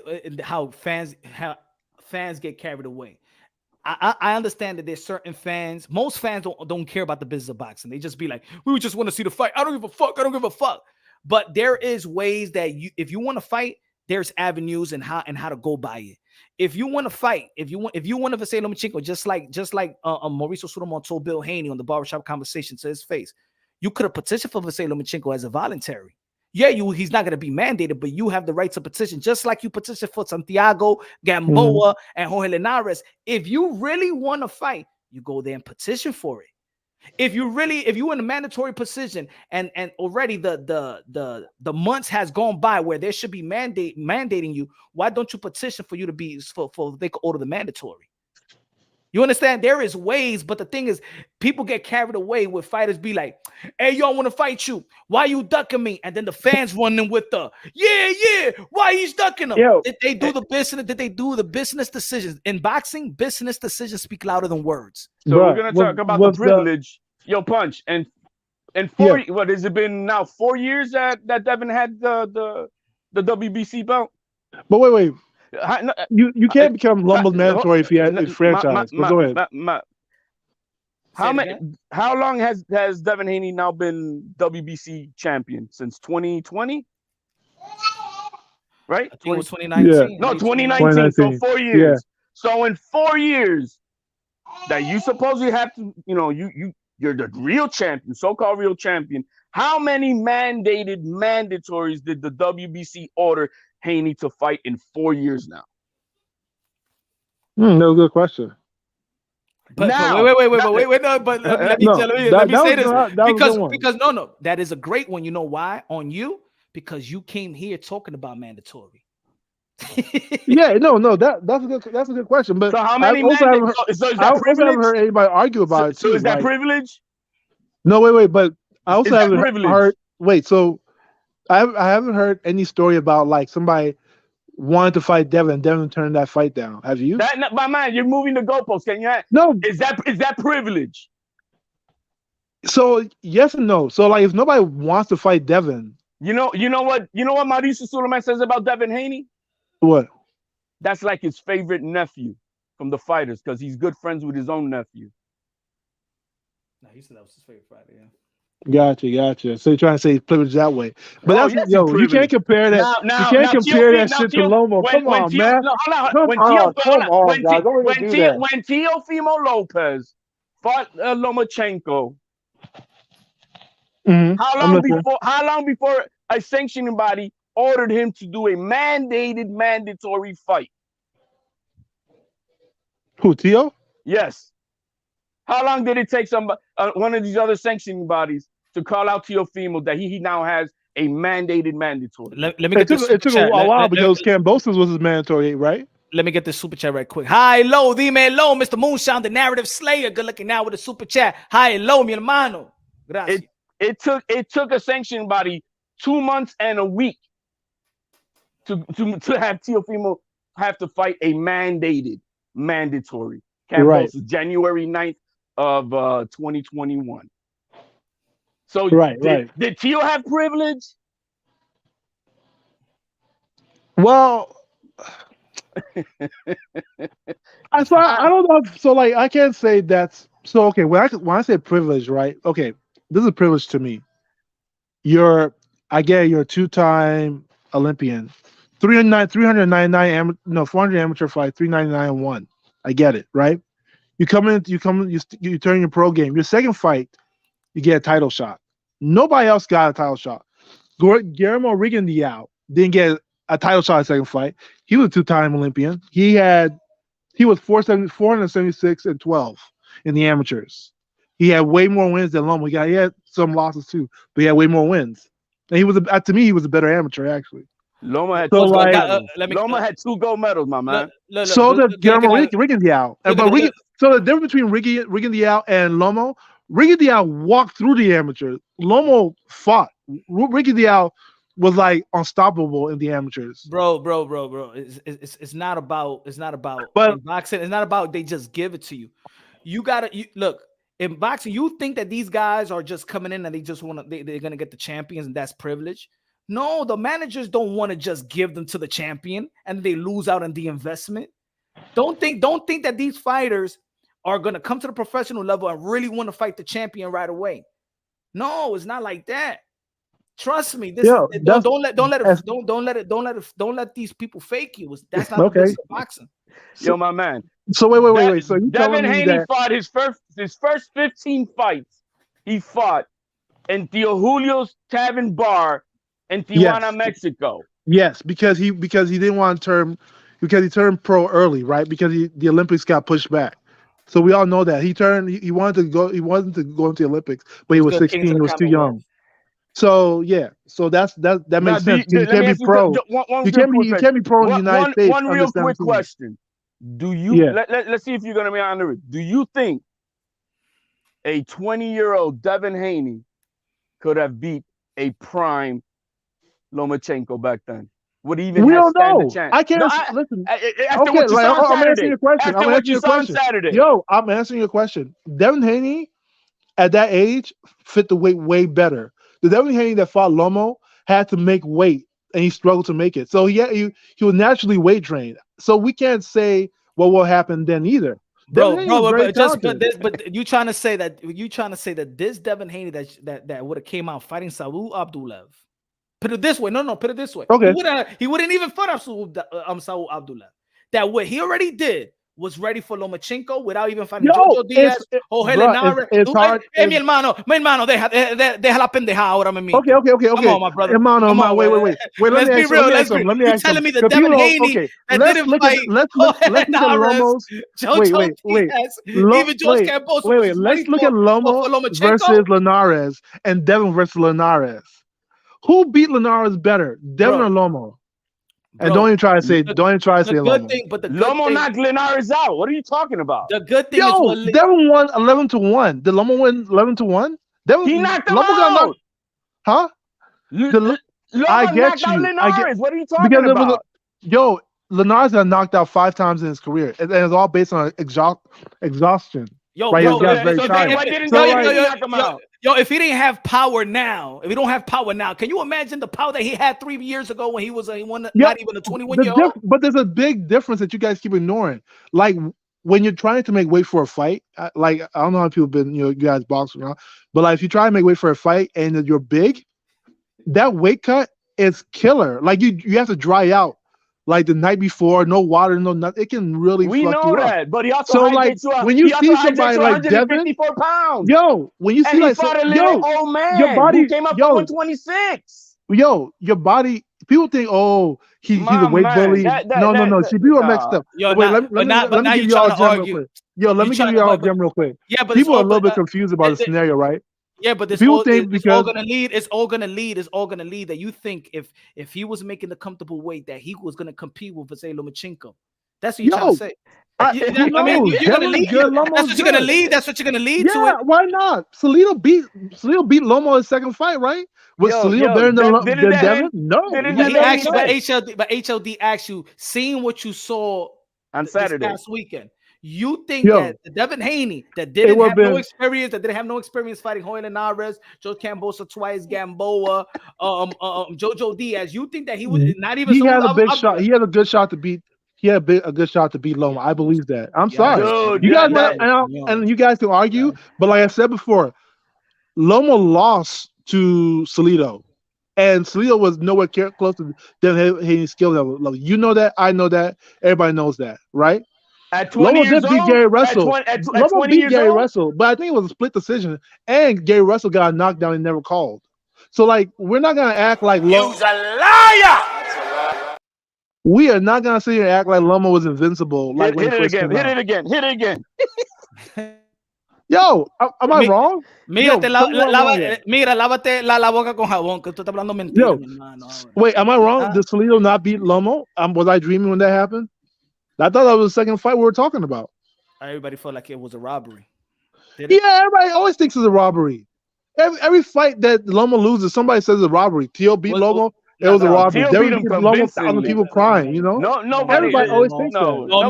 There was no outrage. There was no outrage. No. Eso no es un robbery, my friend. Eso era clean. That he lost cleanly. What to Tio? Claro que sí. Yes, my friend. There were a lot of people saying that Tio, like Loma, came back real strong to capture a ship. No, you could come back strong. My man, I don't think you really.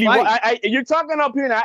I'm getting a feeling you really don't watch a lot of these things you're saying. No, bro. what are you talking about? It happened. Said other people, bro. It happened. You guys are tripping. You don't know that. Go play the 12th round of Tio versus Loma, and then go watch that 12th round. I thought Tio beat Loma comfortably, but there were people that were arguing that there's Loma, always going to be don't talk to me about drug addicts. Don't talk to me about drug addicts. Wait, Lomo also came out and said that he felt like he was undefeated. Remember that? Did I say it? He said it during the Devin Haney campaign. He said that he felt like he didn't lose to nobody. Oh, right. So obviously he didn't feel like he lost to Tio either. Now where we going? Okay. We're going. Let's will it back to what it was. You don't want Devin Haney. You don't think that Lomachenko deserves a rematch with Devin Haney because you said in the chat, you said that Devin Haney gave him a shot when he didn't want to give him a shot, and you said what was the word? It was unfair. And also, it was a unanimous decision. He doesn't really deserve a rematch for real. Like, all three judges gave it to him. It wasn't like a split decision or anything like that. Was it a close fight? It was a close fight, but all three judges gave it to Devin. So there was not one judge that said, oh, it could have been Lomo. There was nothing like that. So the reason why we wanted to see Canelo Alvarez versus Triple G again, it was because of the scorecards, or because we as boxing fans see with our eyes that it was a close fight or controversial decision, and people felt like Triple G beat Canelo Alvarez. It was too close to call it. That's what the reason we want to see a definite win. Yeah, and but there's this difference because they ended up with a draw, right? Or we're gonna say because of the scorecard, because the three scorecards. So he don't deserve a rematch. So here's my thing, right? Here's my thing. I understand people. There's so many people up in arms about Lomo this, Lomo that, but there's two things I want to point out. If let's say roles were reversed, right? Mm-hmm. Let's just say magically roles were reversed. Devin fought Lomo's fight, and Lomo fought Devin's fight, and Lomo got the win.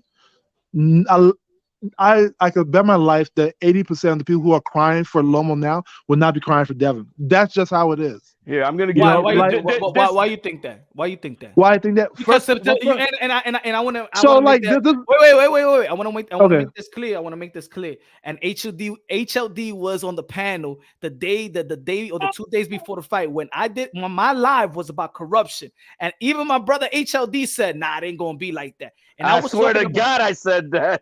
right? And I said it could be corruption both ways. I didn't call it for Devin Haney. I also called it for Vasiliy Lomachenko. I called it both ways. I predicted that it was going to be like this. I predicted. Go check my live before the fight. Yeah. And my video. I predicted. But there wasn't really corruption. I don't think so. Like people think they 80% of all. My God, stop okay. it. Let me ask you Stop it. something. I'll give you. Stop it. Wait. Hold on. Are you lying? Hola. Hold on. Are you lying, my friend? You lying right now? Okay. Wait. Okay. Let me Have we bullshitted? Hey, have we bullshitted you? Let me land real quick. Real quick. Yo, have we bullshitted you at any point? You's a liar! Yo, let me land, and then you tell me if I'm wrong, right? There's a reason why I'm saying this, right? Okay, I want to give you kudos for one thing, but go ahead. Yo, let me just land with this. Okay, Loma has this thing I personally call like the Pacquiao effect, right? And why I call it the Pacquiao effect because it happened in a couple of Pacquiao's fights where like the audience sees something, like let's say like I think with Pacquiao versus Horn, the audience saw that Pacquiao won, but the judges all gave it to Horn. And the reason is because Loma fights in these spurts. Like Loma will throw combinations in spurts throughout a round. And spurts are like, you're not doing much, and then you throw like a series of combinations. They look flashy. Now, when you're in the auditorium and you're the favorite fighter does those spurts, everybody starts to scream like all this energy is coming to you, right? But the judges who are getting paid money are taught to like ignore those kind of biases. Because remember, those spurts only last like let's say 5 to 10 seconds, right? So a lot of times people will be like, for instance, round 10 and 11, people said that Lomo definitely took round 10 and 11. Round 11, I think Lomo definitely took. Round 10. Let me say. Wait, round 10. You're going on a rap, bro. Espera, porque tú estás long-winded. You said you was gonna fly the play one. Right now we in the delay up the air. Hold on, let me say. What's good? César con los 2 pesos de super Chari Pari K. Gracias por los 2 pesos de plátano, César. Leonardo Rodríguez con los 5 pesos de comida china que vamos a comprar. Espera, que no puedo ver. Espera, give me 1 second, my friend. Porque mi hermano Boxing Hacker está hablando, pero I thought he was going to land the plane. Leonardo Rodriguez said, "Lo, let's be real. The reason Dev gave Loma a shot because he felt he was old and done. Plus, he was the safest fight out of the top dogs at 135." There's a partial false narrative with that, but I'm going to get to my man over here. Yeah. Real quick, my man. One thing I give you, there's one thing I agree. Haney does not owe Loma a damn thing today as far as a rematch. I said that even before the fight. I admit that, but Devin Haney owes it to himself to do a rematch to solidify this win and his future legacy. Just in the likes of Mayweather and Castillo, just in the likes of Andre Ward and Kovalov. And Canelo Alvarez and Triple G. That's the reason why. 2, my man said in that super chat, the only reason he gave him no. He didn't give him a thing. This was part of the contract of this 3-fight deal at 135 when he signed on to fight Kambosos. And one thing that gets thrown away, nobody talks too much about it. Devin Haney was set to overprice himself in this fight. And if it wasn't for Loma to give him $1 million out of his purse to make this fight, we probably would have seen Saturday. Shout out to my brother Rapstar Boxing Now, the voice of the UK. Samir in the building. Let me say what's up to my brother Samir. Yo, my thing is lacking right now. Better. Josh Taylor has requested no 3 American judges for the fight on June 10th. I don't. Like I said, when we go back to the judges, I don't think like people keep saying corruption but I'm like, why would they? First off, before the fight, and I know you guys remember this, nobody, like so many people didn't believe Devin was going to get a decision. Everybody thought Devin was going to get robbed. Now, magically after the fight, when Devin wins, they're like, Oh, they robbed Loma. Why would they rob Loma? Who would rob Loma? Did you know? Did you know that Team Loma protested to get Moretti out? They didn't want him, and they denied him. I know that. I understand that. But the thing now, do you think? But it's that was fair? based on okay. But wait, that's interesting. You know why? Guess what? Because the reason they did that was because of the Tank versus Ryan fight, right? So if you remember, No, not in the second necessarily round, because Moretti has a long history of this shit. Right. Okay. So he has a long history and cheat him. Now, the fairness of an international fight is that each fighter is supposed to get a hometown judge of their own, and then one international from who knows where to be judging the fight. That's how it should be. Not 3 American judges that are all from Vegas always pointed out, like they did on last Saturday. So you guys, let me ask you: you truly believe, knowing who Devin Haney is, right, that 3 judges would give Devin Haney like a cheat scorecard versus Lomachenko? He Why gave not? Why We not? all know these judges. Wait, Moretti gave him round 10. Do you believe that he won round 10? Do you believe that guess what? Guess what? I rewatched round 10. This is what I'm saying. Like, the Spurs threw people off. Like, and if you think I'm lying, I promise you guys, go back and watch round 10. Facts. I've watched the fight. I watched round 10 times. just like 30 minutes. No, sorry. I watched it like earlier today, right? Let me ask you. Okay, let me ask you a question. I'm just gonna ask you this question. It's gonna lead. You're gonna keep on saying what you're saying. Be honest. Why did you rewatch to score the fight again? Because you didn't watch it to. Why? Just be honest. Why? Okay, so when this whole uproar happened, I was like, okay, maybe I'm not seeing what some of these people are saying. So I rewatched like the whole fight.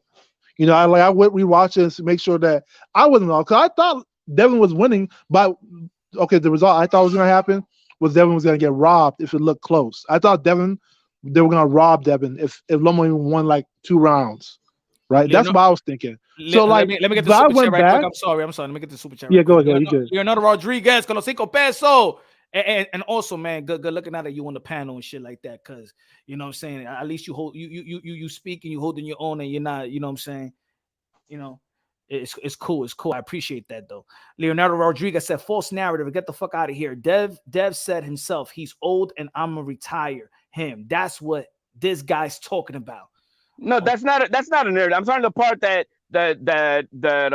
Devin was the one who initiated to give Loma the opportunity. No, this was part of the 3-fight deal from before even Dave got in the ring with Cambosos. When he signed the contract already had Loma's name on it in this 3-fight deal. So it's not that it was already established. Yeah. What he said in the previous one, that's the only thing I was pointing out, my man. No, I get that one.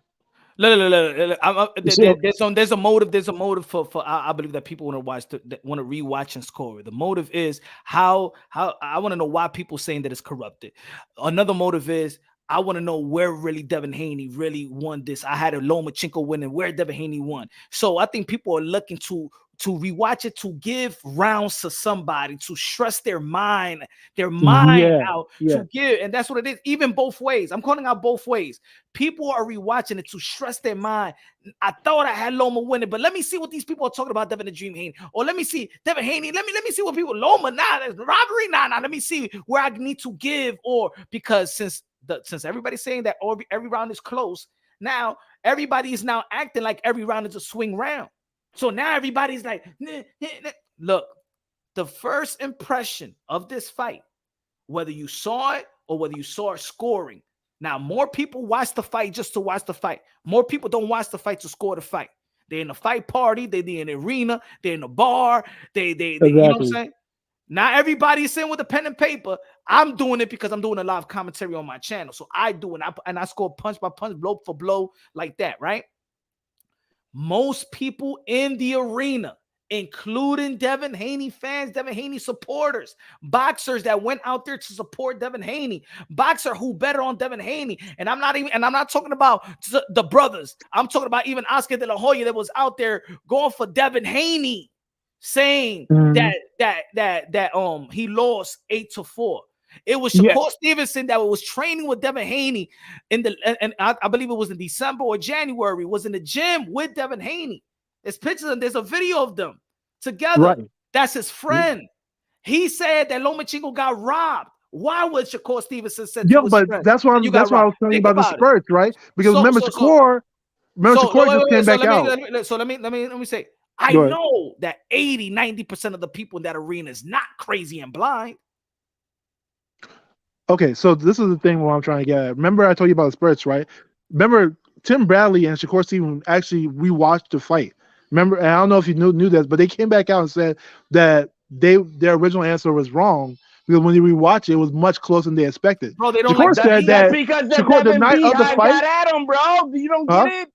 The It's Devin the- Beehive got No, at him, and they that's had what to I'm smooth trying to things tell you guys. out. But what I'm telling you, but what I'm when telling you you is watch also that fight, it's hard to it's- score. A is lot, that of, he- a hard to lot of score. channels out there had to do the same because then they won't get the creds from the Haneys that can be around their show or talk to them on the background. Bro, is the heat. Is the heat. Yo, you think that Timothy Bradley and guys like Andre Ward, there's a lot of people that don't like the opportunity. You see how Devin Haney say privilege? There's other people that feel like Lomachenko was privileged getting the title shot real early and things of that nature. Even Floyd Mayweather alluded to that before when they were trying to promote Lomachenko as think of the next Muhammad Ali or something like that. But that's a promotional company. That's your job. Your job is to promote it like that. My man, you heard the words of Steven Jackson when he came out, bro? Did you see what Steven Jackson said, bro? Yeah, hey, I just watched this fight, great fight, and he believed that the Loma won, but then even though he said he thought that Loma won, he did say, yo, but Bradley, bro, that guy's too biased, man. They need to get him out of. They need to get him out of there. Yeah, exactly. And so you don't think that heat's gonna make them? Man, you look at this interview after. Well, I watched the fight. You watched the fight, and you had to say it was a draw. Let me get Perez. Good looking out with a super chat. Said Haney fans don't want a rematch because neutral judges will give Loma the victory. Loma had plenty of energy going into the 12th round. I gave Haney 4 rounds. Good looking out at Perez with a super chat. Good looking out con 5 pesos. That's interesting. Yo, okay, how about this? Would you all be happy if they fought at 140? Because obviously Devin is drained at 135 as well.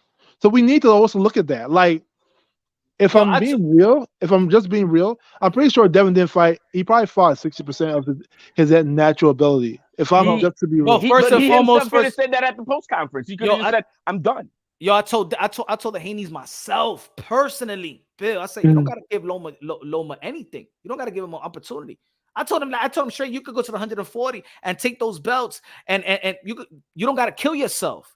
You don't owe nobody nothing. I told him straight up. Now they took the fight, and you guess what? Because how the fight went about, now it seemed like you do owe it. Yeah, you may not owe it to him, but I agree with HLD. You owe it to yourself now. Not really. I don't know. And you're still gonna be the A side. It's still a money fight. You're probably gonna get paid more for it because now people are gonna be more intrigued. Rematch is always worth more than the first fight. Well, let's see what happens because they did petition to take Tank's belt, right? So maybe him and Tank will fight. Loma and Tank will fight. Let's see what happens, right? Hey, Punch, I got a special guest. Can I just bring him on real quick, man? He's got a few words to say about this fight. Go ahead. All right, man. Hey, man, I got the one and only Stephen A. Smith, bro. Let's see what he had to say about this fight. And that was a hell of a fight. Oh, man. Hell of a fight. A lot of people going off about the decision. The only problem I had was with Devin Haney's father. Talking about, we need a rematch for, the fight was lopsided. I mean, please. Bullshit. What that was is you protecting your son, saying you don't want your son to get back in the ring with that brother. That's what that was about. A hell of a Yo, but Stephen A. Smith is like the king of the casuals. You know that. Come on. Like, what I'm saying is, is Andre Ward a casual? No, okay. Andre Ward said he did. So I get it. I understand.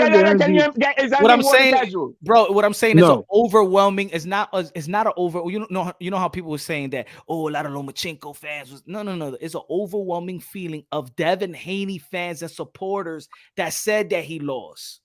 It's an overwhelming feeling, and we seen visual. We seen enough interviews with guys that was going there for Devin Haney, bet on Devin Haney, predicted that Devin Haney was going to win, saying not only that he lost, that it was a robbery. Not only that he lost. Matter of fact, the first person, wait, let me say it like this. The first person When we heard robbery, the first person was Shakur Stevenson, his friend.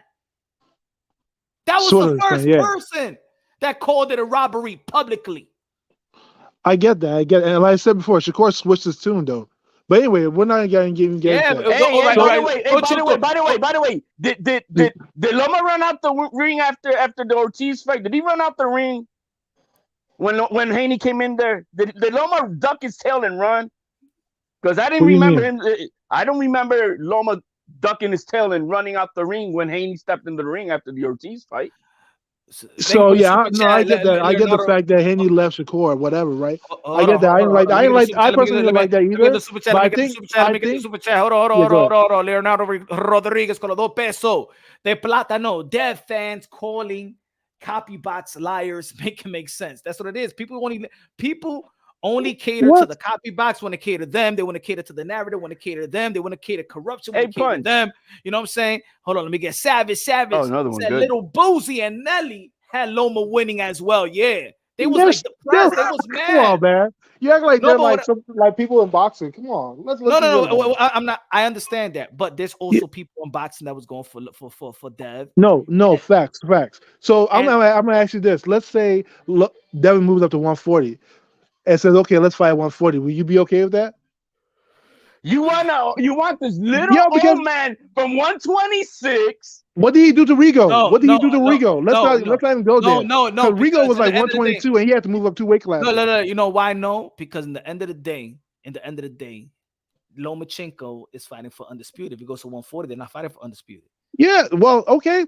If he just wants revenge, he could just go to 140 and fight him. My thing is like, my problem with 135. He's not even fighting for money, bro. Do you get it? The man gave $1 million out of his purse to give to Devin. My problem with Devin at 135 is he's too much at a disadvantage at 135. We know this, and he's getting bigger. Didn't he say he was gonna whoop on this little old man? He was gonna impose his will and beat the living shit out of him. I feel you. But what did he say? What did he say leading up to the fight when they asked him, "Are you gonna stay in 135?" He was willing to stay in 135, win or lose. Yeah, but now after the weigh-in, he knows it was tough. He said at the post conference, he wasn't trained like he was with George Cambosa the first fight that he looked like ET for home.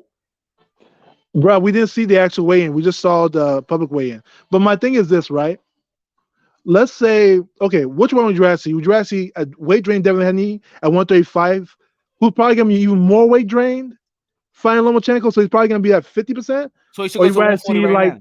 A fully hydrated Devin Haney versus a fully hydrated Lomachenko at 140? Right, which one of the fights would you rather see? This is what I'm going to say. This is what I'm saying. If Devin Haney is going to stay at 135, he only needs to fight Lomachenko. For one reason, because it's going to solidify the win and the legacy beats him.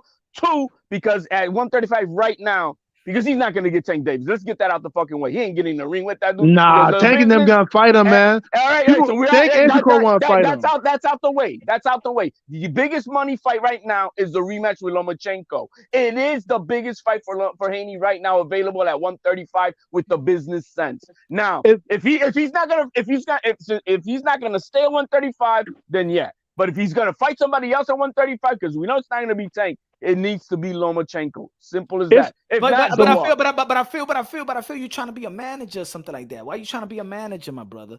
No, my thing is, everybody want to see the rematch.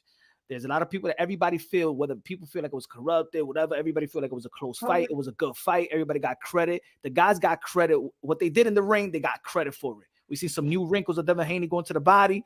We seen Lomachenko not look old, still looking like Lomachenko, still got the footwork, still landing the left hand, still finding the angles. So right now, maybe he's not in his peak prime, but he's in the back of his prime, which is still in the prime. Devin Haney was not even in his prime, and now walking into his prime, especially with this type of experience. So I think the rematch will do good. As a matter of fact, if this was checkmate, this could be another great chess match, and it's probably going to elevate the game. It's going to probably elevate. What would it do? That's what I'm saying. But the only problem here is that my biggest because look, when you say, look at this, if you saying because I think this compensate things. If you're saying that Vasiliy Lomachenko is, if you're saying that Devin Haney he is draining, but Lomachenko is getting older. if it that so it's compensating it. All right, you may train yourself, you may make it Nah, older. dude. But Nah, I'm just saying, that's the narrative though. But that's weight training is way but I'm worse. saying, but I'm People saying, pass out. so old Like age, on the old, scale. Go how ahead. about nutrition? How about he said he hires somebody and he's better You- nutrition? you- He said, the dude's too. wait, bro, Go. wait. Let me finish. He said he hired a new nutrition. He made the weight easier than he had before. So Hold maybe him it's not accountable to his words. So maybe it's not outgrowing it. Maybe you was eating a bunch of junk food and you don't know how to manage your weight as a professional, and now you're doing a better job because you hired the right people. So maybe you're not outgrowing something. Maybe now you eating right, and that's why we didn't see him as a skeleton in this weigh-in. No. So we didn't see the public weigh-in, right? Well, we saw the public one. We didn't see the private one. The private one was in the morning. The public one was in the afternoon. So nobody except Lomachenko's team saw Devin weigh in. Devin Haney hydrated. Huh? No, they gotta be there. Team Loma saw him weigh in. Yes, of course. Yeah, that's what I'm saying. Nobody but Devin's team. Ain't no private. Devin and Loma's team man. saw That's him why weigh in. Lomachenko knows that they took him 2 or 3 times to make weight. Exactly. And this is what I'm trying to tell y'all. Like people, I don't know how much people. But then they came out and said it was because of his underwear. I mean, that's what I heard. You know what I mean? But you get naked. But you get naked on the scale, so it doesn't really matter, right? Well, if it's your underwear, you just take it off. They said he was 0.1 over. He took off his underwear to, must be one of the heaviest underwears in the world. And then he made weight. You know what I mean? So no, I feel you. So that's what I'm saying. Like the problem is that it's not that Devin's gained weight. Devin's muscle mass is big. You see the brother? Ese tigre es flaquito. He don't got no muscle. He don't got a muscle like that. Like he get muscle mass. He ain't muscle mass like that. Hey, Are you kidding? Hey, do you believe, my man? What's your name, my man? It's a pleasure having you on boxing here, man. Rob. Yeah. Rob, man. Boxing hacker, though. Yeah. I love the back and forth banter, man. This is good shit. Well, man, fuck. I lost train of thought. I gotta stop that weed, man. Gave out this. But put it this way again. Fans should not be protecting. This is what most of the people want to see. I believe it's good for Loma and it's good for Haney. It's good for Loma, it's good for Haney. It's still a great fight in boxing. It'll be a bigger fight in boxing. I think it's good for their legacy. So, hey. I feel you. And you know what? I want to see Shakur and Haney and Tank fight, right? But the problem is Haney himself, like watching that fight, I could tell that the dude was drained. Like that was not Devin Haney was getting tossed around by Lomachenko. Oh my God! But now you're gonna give an excuse that he was drained. How about if the I'm not saying that's why he lost, or I mean he won the fight. He won the fight, so I'm not making an excuse that. Hey, do you believe the words of Lomachenko? Does it make sense to you that he took up the 12th round? No, that was stupid. I think that was very stupid that Lomachenko took off that 12th round. Right. If Loma had won the 12th round, let me tell you what he did. In the 12th round, he threw the highest output of the entire fight at 55 punches, compared to what was Devin's here, man? Let me see. I got him right here, actually. It was 55 punches to Devin's 37, and he landed 13 to Haney's 11. So did he really take off that? Does it make sense? But everybody's running with that narrative. So do you? No, but Lomachenko said himself at the post-fight press conference. We can't forget that. No, Loma said that he can't wait that round. Do you think there's something lost in translation with what he said versus reality? No, he said it himself. He was like, "Yo," like he thought he was winning the fight, so he thought he could give him that round. Of course, a lot of people feel that he was winning the fight. This is what I saw in that 12th round, where people are trying to overanalyze and be like, "Well, Devin Haney." Oh, no. The thing is, the 11th round was his output and landing was so much that in the 12th round, it's not that Devin Haney did something. It went back to what it was in the 10th round.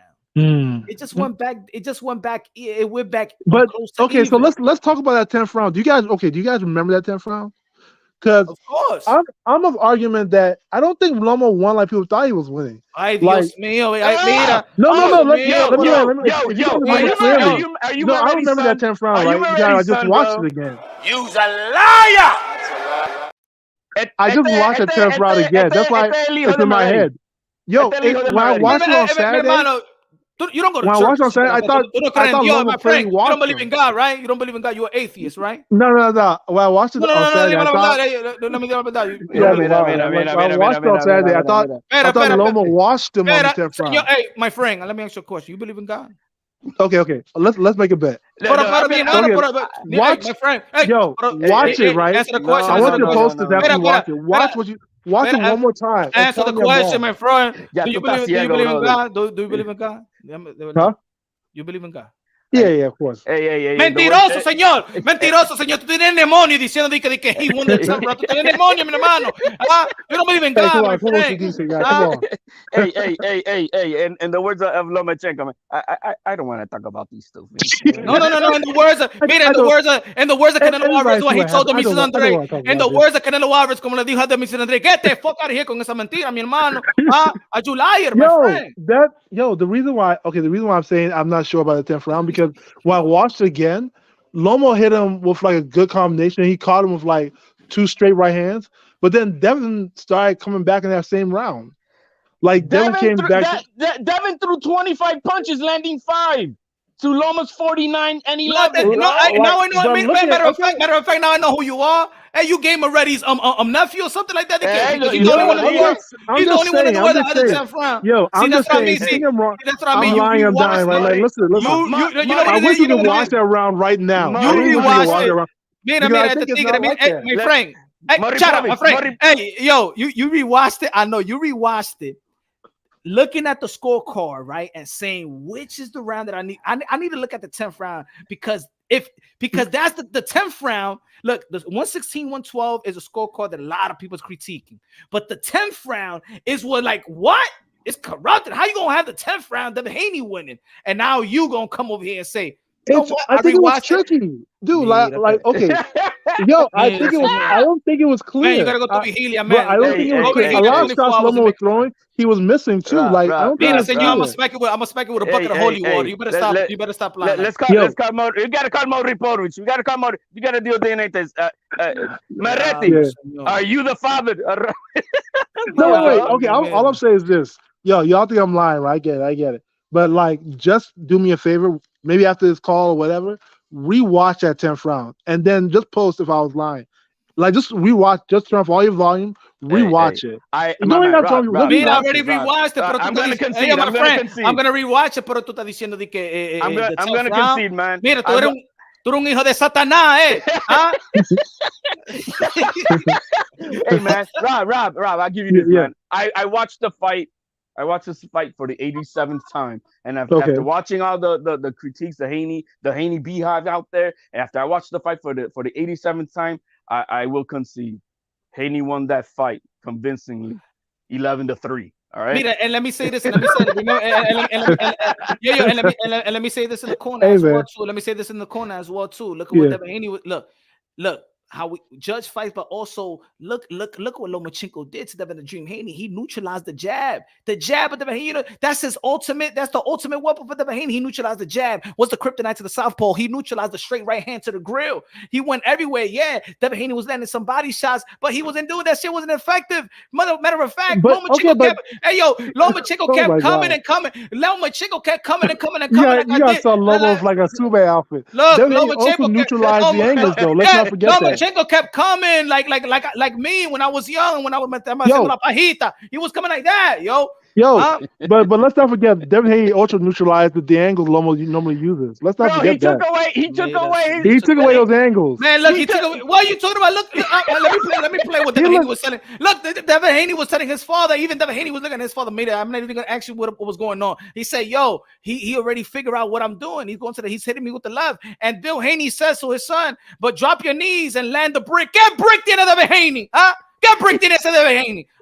He got candy canes in his hand. He got a pillow fisted. How the hell you gonna lie to your son like this in a fight like that? No, and you see Devin Haney confused. He's like, brick, dad. You he didn't know what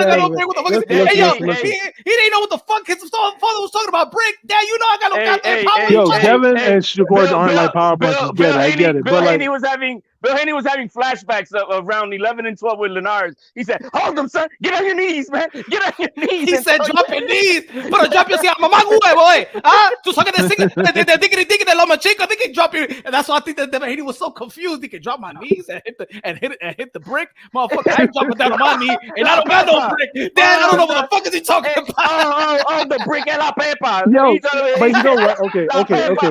He said Okay, first. check this He out, was like, check this yo. out. He said, first of all, Dad, I'm not getting down on my knees, and I don't got But- no bricks. I don't know what the fuck you talking about. You was smoking weed, man. Wait. When we talk about the Linares fight, right? The 11th round, Devin Haney got rocked, right? Who won that round? Who won that round? No, Do you remember? that was the 10th round when he got rocked in the last 10 seconds. Haney comes. No, it was 11th, wasn't it? I think it was 11th. No. It was the end of the 10th, and then for the next 2 rounds, he was drunk dancing merengue salsa with Okay. No, let me play. The round that he got rocked, who won though? Let me play. No, that was Devin Haney, hands down. Let me play. Let me say what's up to the suit. Hold on. Ed Perez rewatched the fight again without being high on crack. He's a liar, mentiroso. Límpiate la boca con jabón, señor.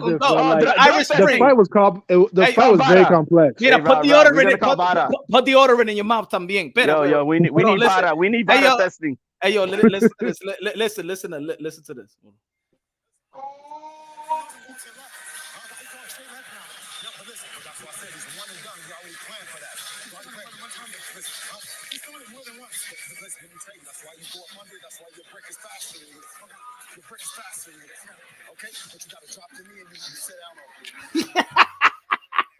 Yo, brick is faster than you got to drop your knees and land that brick. My man. Yeah, so you're basically saying try to put more power into his punch. I get it. But okay, my brother, that's the issue. How are you gonna you actually telling your son to stay to actually plant your feet on Vasiliy Lomachenko that's walking and stepping aside and looking at the angle and landing some headshots with the straight left hand that neutralize. He's going to the left. You can't hit the jab because every time this was happening gradually to the fight. That's what I'm saying. If you rewatch it, to really watch, not to score and try to make, let me see if you win. If you watch the science, right? There's 3 signs. The signs of Vasiliy Lomachenko was round by round. He's finding the angle in the left. Meaning when Devin Haney was throwing jabs, he was slipping the jab and then landed the left. It got to the point where Devin Haney didn't want to throw no more jab no more because he already noticed what he was doing. That's why Devin Haney got neutralized with the jab.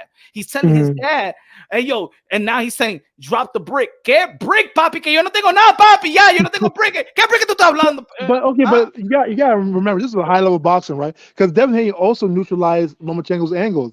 Lomachenko normally gets... No, you bugging. You bugging. He did. You bugging. You are bugging. No, ahora tú estás... Oh my God, you tried. You remember how Lomo fights? Hey, my friend. You smoking this crackety crack. Bro, you remember how Lomo fights? Huh? Lomo fights like spin around in circles. Let me know how he was landing the straight left to the grove of Devin Haney. When he started landing, Devin Haney was already spent. His energy was completely spent in those 2 rounds, right? The younger man was spent? Diablo, man. Yo, I'm not going to make an excuse for Devin, but Devin won, right? I'm not going to say what I think happened there.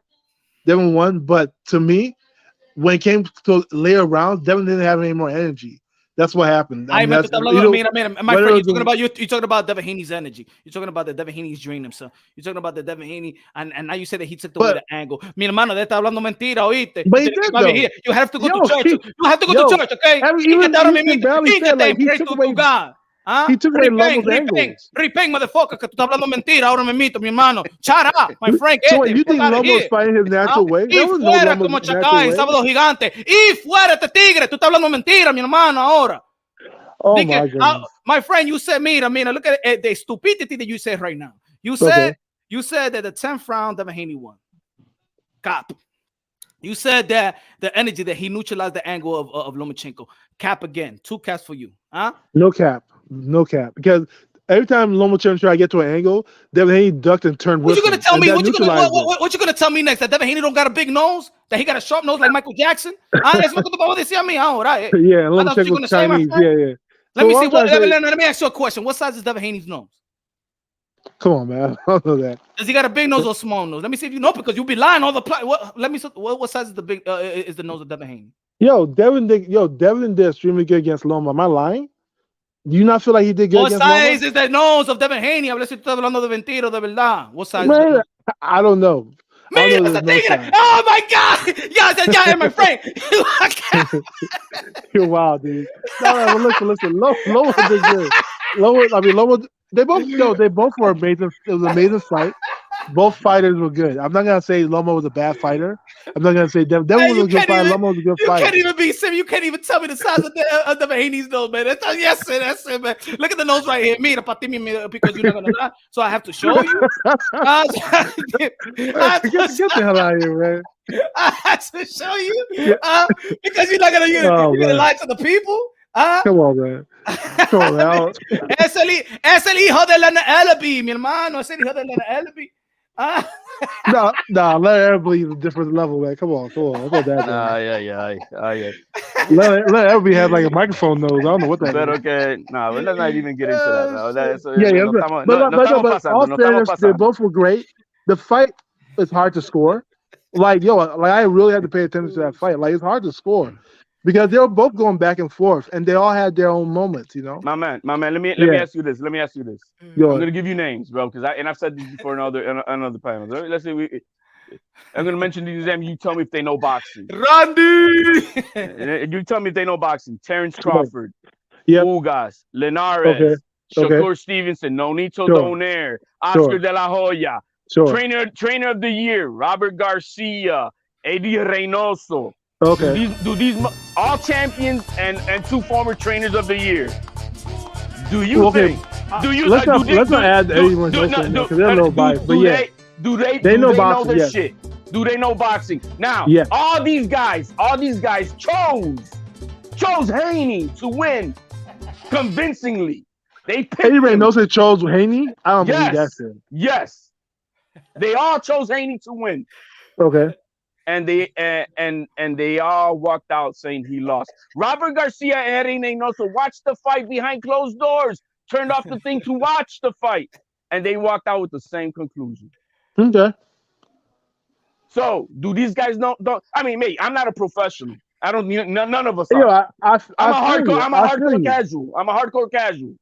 Okay. But if I'm gonna believe somebody over anybody, we got champions that are pound for pound fighters of the year, trainers of the year, current champions, former people that have fought both Loma and Haney, and they all said the same thing. So who's crazy? Yeah, no doubt. But also, we also have to keep in mind that the people who rewatched it all changed their minds as well.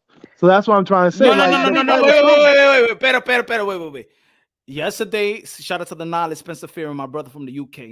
He had the interview with Shakur Stevenson, but Shakur Stevenson said that I got it closer. I had it as 116-112, but I had it still Lomachenko 7-5, or I could see a 6-6 draw.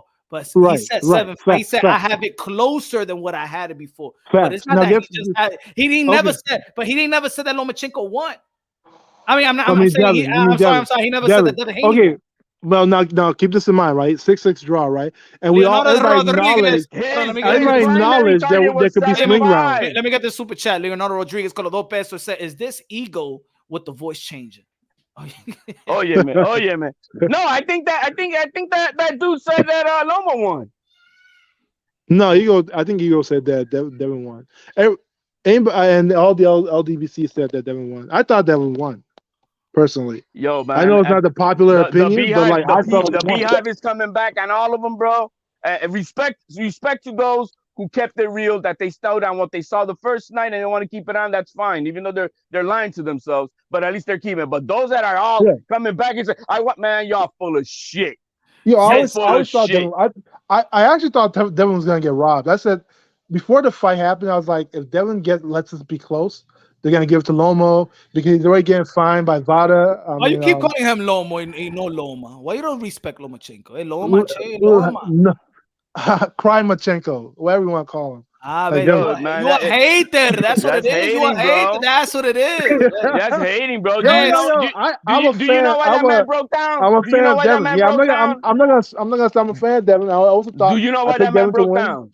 Huh? Do you know why that real man broke down? Who? Loma. He always breaks down. That's him. No. Why did you think he broke down in that locker room? That's what everybody takes a snapshot, but don't understand. Loma broke down when he lost the amateur fight. He was crying then too. He's always crying. So this Stevenson, that's a young age. I'm saying now, because he has his kids saying out.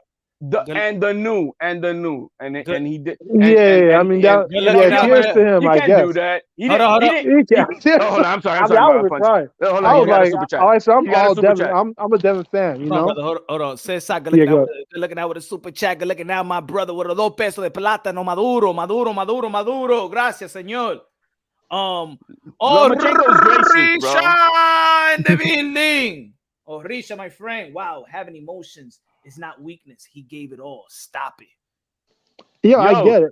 Rachel Donaire, she rewatched the fight and came out with the same conclusion. Shit, Rachel's on there. You don't know who's Rachel Donaire? Bro, the trainer. Oh, okay. Of no Hey, need. let me ask you a question. Let me ask you a question. What other channels you be going to? What other channels you be camping out here? Boxing Eagle for sure. He's Boxing Eagle. We know that. Yo, I watch all the channels. I watch all of them. All Boxing Eagle, 78. The Haney voice. Dante's. The Haney voice. Ellie's. I watch Ellie's. I don't really like Ellie's. How about the Haney voice? How about the Haney voice, bro? Did you watch the Haney voice? The boxing voice. I watch the boxing voice. I've seen Southpaw as well, but I'm not a big fan of like Ellie's a little bit. I've seen Paulie. I feel like Paulie's a racist, so I don't really fuck with him like that. Oh shit! Why you think he's a racist? Bruh, Paulie literally said Devin Haney winning made white people stop watching boxing. That's what he literally said, right? Did y'all watch that? That Devin. I think he did a video on Beyond, the one that he did with that channel guy.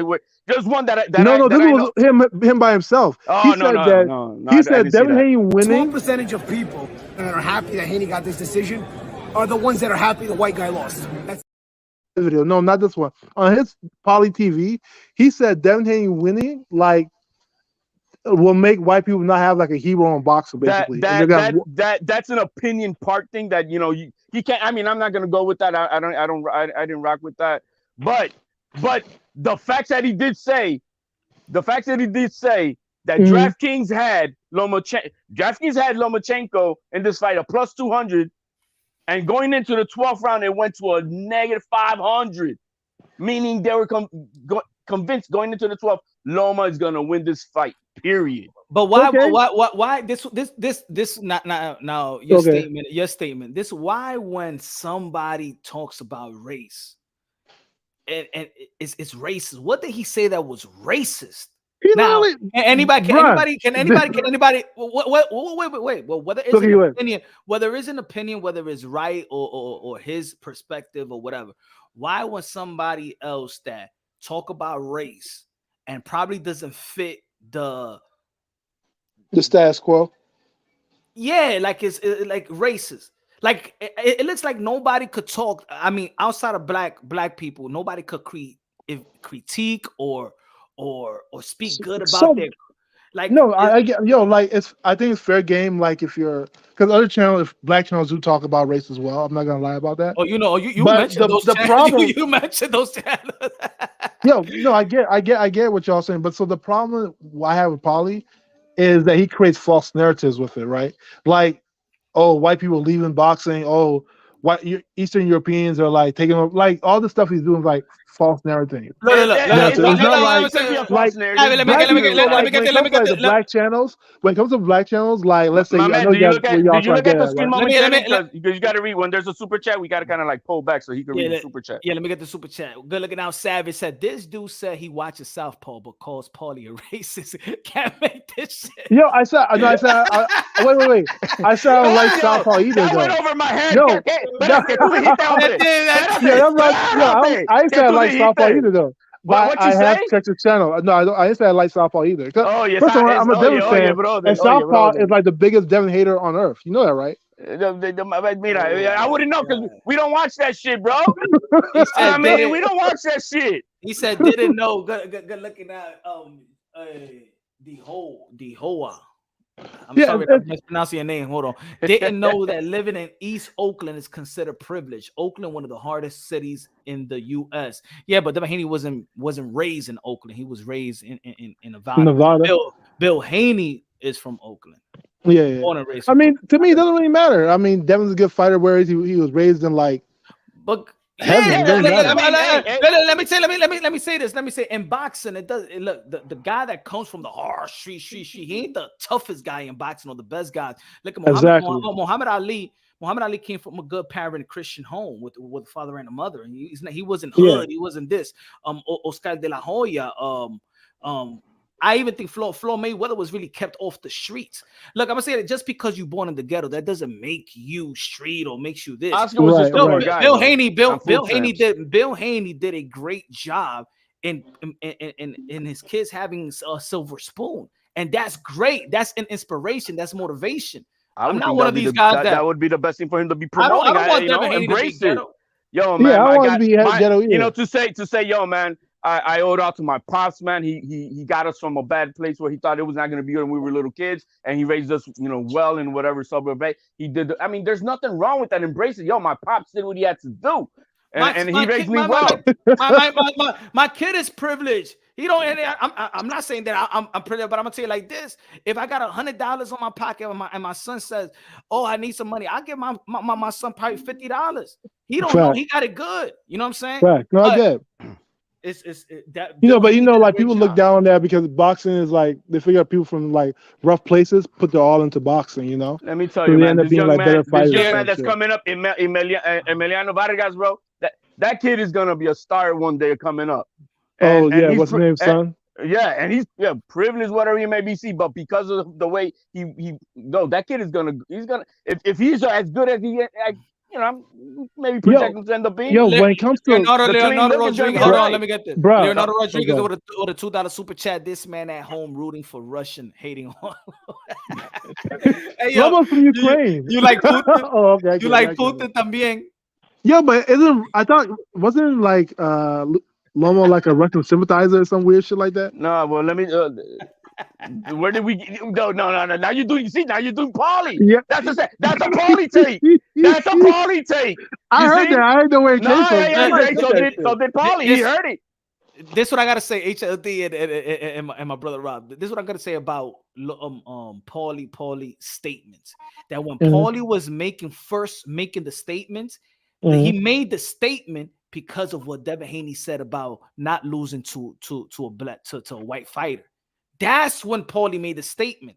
What made this, when people are talking racial, remember, people, if you just think about what he's saying, but people don't even read everything what he said or even listening. He started off by saying all the races that was dominating in the sport of boxing.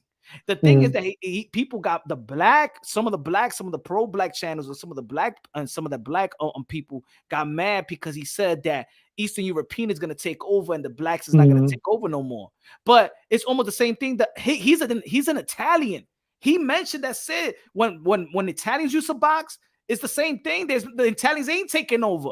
So how can he put it could sound like he's putting down the Italians as well. But the thing is when the blacks feel like everything is racist, certain blacks, few blacks, right? I see we get. Let me say this. I get you, brother. Now, let me say this. Now, was Paulie Malignaggi right? No, as we could see, he was wrong. No, the biggest look at the fight that just got announced: Bill Crawford versus Earl Spence. Look at Devin Haney. Look at Shakur Stevenson. Look at Stephen Fulton. Look at Frank Martin is there. Look at Deontay Wilder is still up there. Jamel Charlo undisputed. So no, his projection was wrong. But also, let's remember when he made the statement. It was an emerge of Eastern European fighters.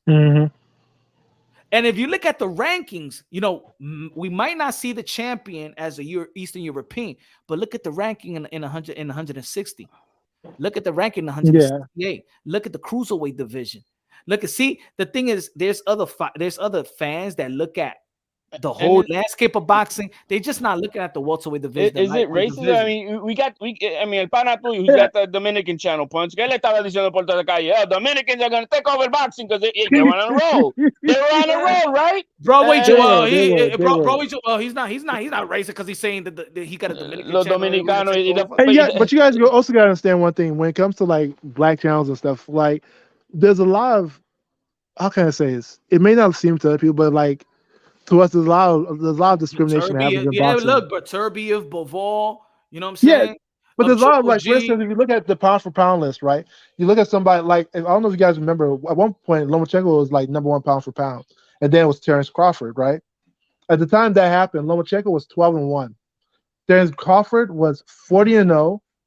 He became undisputed at 140. He was a champion at 135. I think he also had the title at 147, right? It's who he was fighting. That's the problem. It's who he was just Wait. fighting, bro. Right. But okay, the same thing goes with Loma. Like, the people that he was fighting wasn't like, I mean, besides Gary Russell, Everybody the biggest name was Loma ranked. fight at those lower ranks were Gary Russell and Guillermo Rigondeaux, which Rigondeaux had to come up 2 weight classes to fight him. Lomachenko's So been fighting champion after champion yeah, after everybody- champion. he after had the opportunity champion. though, right? So Forget about the opportunity, my man. He was fighting champion after champion after 12-1 after champion versus 40-0, multi-division, Against who? Against who? undefeated. But look at it from this point of view, guy, that he didn't come to the professional level trying to fight 15 scraps. That's why you see guys. Well, look, that's why you see. Look, what's Devin Haney's record? He's 31-0. He's 30-0. I mean, I'm sorry, 30-0. Right. Why is he 30-0? What was his first on 15 17? In Mexico, you're not counting Panchito, the last Panchito de la barrita. You're not counting that one. Why is Deontay? So it wasn't by choice, right? Why is Deontay? We're not gonna say like he. Wait, we're not gonna sit there and be like Devin wanted to fight bumps. No, Devin. So when they changed each time for the Olympics, he decided to go pro, but he was young. He couldn't fight in the United States. He wasn't ready. He turned pro at 17. He did the same exact thing that freaking Canelo did. Him and Canelo did the same thing, right? Because right then. But you speaking of it is wrong. Canelo didn't do the wrong thing. He turned pro at 15. He's not gonna turn pro and fight the fucking the welterweight champion. He can. Canelo like, fought even Mayweather if he could, even if he was the best boxer at 15, he couldn't because it's by law, right? He's too young. Even if he was 17, just like Devin Haney. Devin Haney was gonna wait till he was 17 and he could turn pro. What I'm saying, you gotta give Lomachenko credit for him coming with the skill set, being a world class fighter of 400 amateur bouts, and his and his Olympic and his pedigree and the tournaments. Let me ask you something. Do you feel? Hold on, let me finish. Okay. He didn't come to the professional level to have 15 fights where it look good. I'm gonna tell you like this: most of these guys are ready to be a challenger. You don't need Boots Ennis. He don't need 30 fights so we know that he's Boots. You know what I'm saying? Mm-hmm. You don't need that. But this is the business of boxing as well. Is it sport? They have to capitalize. Managers have to make money. The more that they fight, and think about this, fighters want to make money. If Andy Cruz, who is just as good as Lomachenko in the amateurs, didn't have as much amateur, but he is the man, the #1 fighter. In the amateurs, yeah. Right? Right. They're gonna move him quick, like they're moving Keyshawn Davis quick, right? But not. Yeah, most definitely.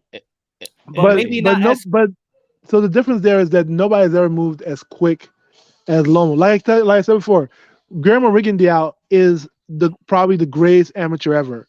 If I'm to be, I think there was another amateur that had like 3 gold medals, but I think after that it had to be Rigondeaux. Rigondeaux, it took him like several fights before he even got a title shot. When he won the shot, this is where I say where we start to look at like biases, right? When Rigo beat Donaire, Rigo got blackballed. People say it was boring. Nobody wanted to fight him. The announcers would shit on his brother. name. He got banned from this channel, man. Huh? Oh yeah. Rigondeaux got banned from this channel, man. Yeah, he's boring, bro. Yeah. So but wait. But let's be fair. Let's be fair. Rigo got banned, right? When he beat Inoue, or whatever the Japanese kid, right? Anyway, you want to call Loma. Dilo Yang. The 3-time world champion, the undisputed, that's the way the He's been #2 since I feel like every time I go to the pound for pound list for the past year and a half, he's always #2. Anyway, fought and beat Donaire, and they had like a back-to-back fight, and they knocked on the next time. But it's almost the same thing with Bud Crawford. For how long Bud Crawford been in the pound for pound list? Yeah, but Bud should never be underneath Loma. Loma cannot be over Bud Crawford and any part of his career. But that's just the reality of it. But Yeah, I never consider Loma above Crawford like that. No, but that's what I'm saying. So when that's why I'm talking about like punch out right there. But what you think about and Lomachenko is a 1, 2, 3 or flip it around? You know, that's what you be saying about Loma. I don't say 3, 4. I don't say he's one strictly one. My number 1 pound for pound right now is what? Second is Alexander Usyk. Wait, anyways, number 1 pound for pound in my list. Okay. I mean, it's your thing. That's an I argument personally I don't get into because so like this, but this is what I'm saying where the biases come in, right? Rigo and Inoue had a common fighter in Donaire. When back then he was called like Kid Flash or the Filipino Flash. The Filipino Flash. Yeah. So back then, what you paying attention to the WWE? He call him the Kid Flash. The He's the 4th division world champion going to be fighting in July for the WBC strap. But remember this clearly. When Rigo beat Donaire that same day or that same weekend, he became Fighter of the Year. Donaire became Fighter of the Year. So the Donaire that fought anyway is a shell of the Donaire that fought Rigo. Rigo never got that treatment of being like number 2. My man, are you saying Nonito Donaire from the Philippines? He's got privilege. No, I'm saying that anyway, being on number 2 is a privilege. No, it's not, bro. The man is kicking ass. What are you talking about? Mira, una bofetada. A Japanese man. You know what he's doing? I'm gonna tell you like this: what he's doing. He's doing something that I know Devin Haney's not gonna do. He's doing something that I know. What's he doing? Oh, he's going to fight Stephen Fulton. He's moving up after becoming undisputed. Finally, after postponing the fight, right? Devin Haney, but ahora me invita to fight Regis Progress. Bang. Yeah, I want to see Regis versus Devin. I think that would be as his first fight. That would be the best fight, or the winner of Josh Taylor and Teo. If Devin Haney goes up to 140 and then calls out ¿cómo era el blanquito el que peleó con Mira Canelo Alvarez, he moves up to fight Bivol. He don't move up to get to fight the rank number 15. What's the guy that Antoine Russell fought, man? I can't get his name out right now. Antoine Russell? Yeah, no, the guy he fought. Postal, yeah. If Devin Haney calls out Postal to fight him at his first fight at 140, you gonna be happy with that? If he's just trying to like get used to the weight, maybe. I want to see him fight a champion. Time out. Didn't you say that he was big, that he's drained himself? Why he got to get used to the weight if he's already big? Oh yeah, verdad, coño. Yeah. No, definitely. No, when you move up, you have to know. Like, so your body's gonna be different. Now you're the scientist. Tú eres el manager. Tú eres no, you have to always get used to it. Whenever you go to a new weight class, you have to get used to the weight. That's why you're the nutritionist, the scientist, the trainer, the manager of Devin Haney. It's logical, right? Because guess what? So like your body mass, everything determines like your speed. When have you ever heard anybody talking about the? I'm trying. You have to get used to the weight but you're in the locker room. You're in the locker room. Like you be measuring the waist of Devin Haney. I don't mean. Yo, I want 2 things I want to at least walk away with, bro. 2 things. Is Lomachenko privileged the way Haney is saying?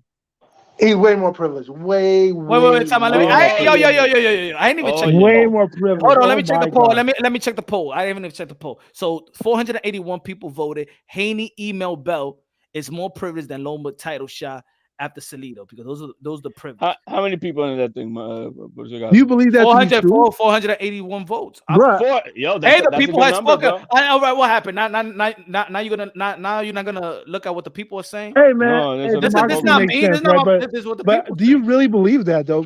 I'm asking you. You guys are true boxing fans, right? Bro, you guys saw it happen. I saw it. I saw him fight Salido, and Salido won, right? Let me ask you. Gary Russell, and Gary Russell dropped him. They didn't even call it. I saw him win that. Let me ask you a question. Oh, because he dropped him. No. Matter of fact, if you're in a club right now, you're in a club. Hey, my friend, attention. If you're in a club right now, in the club and shit like that, 1,000 men out there, 1,000 women out there, Kim Kardashian out there, and then she suck your dick and she gives you punani. Huh? Mm, And yeah. then she leaves. Are you privileged than the other man? Did you work for her? You didn't even work for her. She just went up to you, te mamó el huevito, and then she fucked you and shit like that. You fucked her. And then she leaves, and then everybody looking at you like, damn, yo, she just walked up on you and shit. Are you That's what privileged? happened to Lomo, man. Are you privileged? That's what happened to Lomachenko. No, that's what happened to Devin Haney, that they just gave him a belt. That they gave him a belt. Yo, WC, okay. mira, tigre, tómate Yo, belt. let me ask something. So in your heart of hearts, did you feel like Devin Haney didn't want to fight Loma back in the day? Do you feel like Devin wanted the free belt versus fighting Loma? Let me ask you that. Here's I'm going to answer that to you. Here's how I'm going to answer it to you real quick. When he became the WBC champion, as he was elevated, just look at the caliber of fighters that he ended up choosing to fight. And that'll tell you if he really wanted to fight a Lomachenko. The first guy is a Santiago. Who the fuck is that guy? How did he earn did you guys call it the real belt? How the fuck did Santiago earn the right to fight for a belt? Right, I have no fucking idea. He fought Gamboa. He fought old Wash Gamboa, who just Tank fought him right before him. Yeah, and knocked him out. And also the man was on a one leg. He fought Linares. Let me finish. You just look at the calibers of fighters. How did Gamboa getting knocked the fuck out by Tank get the opportunity to fight Devin Haney for the so-called real belt? How did he get that? Good question. How did he? Good question. Okay. So then, how did Linares end up getting a title shot? He just finished being knocked out 3 times out of his last 5 fights. He's never lost. None of his losses by the scorecards. Goes in with Haney, and ends up losing for the first time in his career by decision. Interesting. So, like, okay, I'll give you this. If you're a fighter, if you're a fighter, right? If you're Devin, wait. If you're Devin, let's be real. No. I'm talking about privilege. Who's privileged? Who's privileged?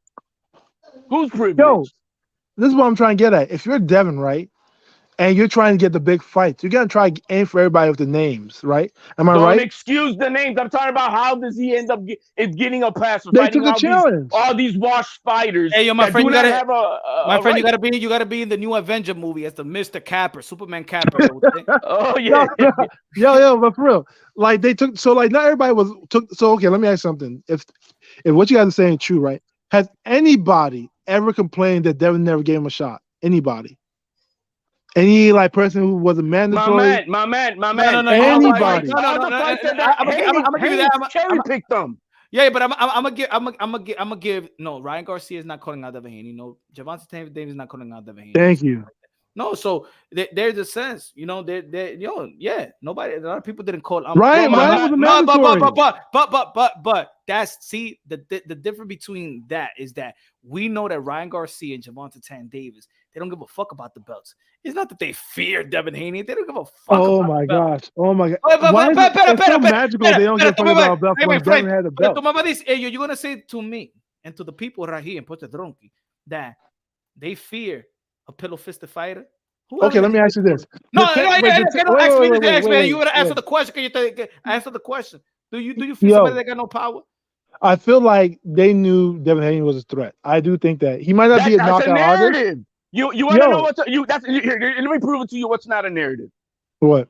People fear Shakur Stevenson because out there, literally from their mouths, people know I don't want to fight them. Cepeda, no, he's not ready for you. Cambosos, I had too many fights, man. I need to take a break. Right.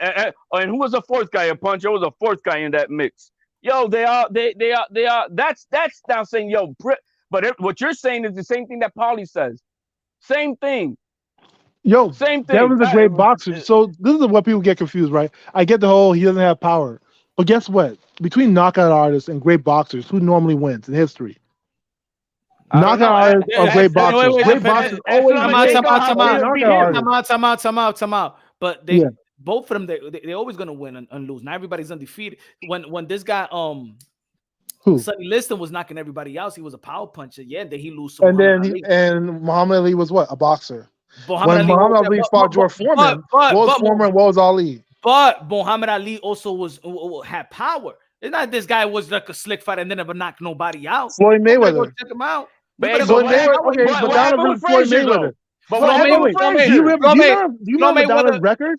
Floyd Mayweather, as Pretty Boy Flo, was knocking everybody out. in the beginning. but that I said Madonna versus Floyd, so that was like welterweight, right? Madonna's record was like 33 and 0 and 30 knockouts or some shit.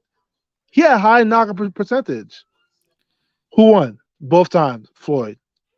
Boxers primarily always beat people that are knockout artists. Now Devin and Tank can box his ass off.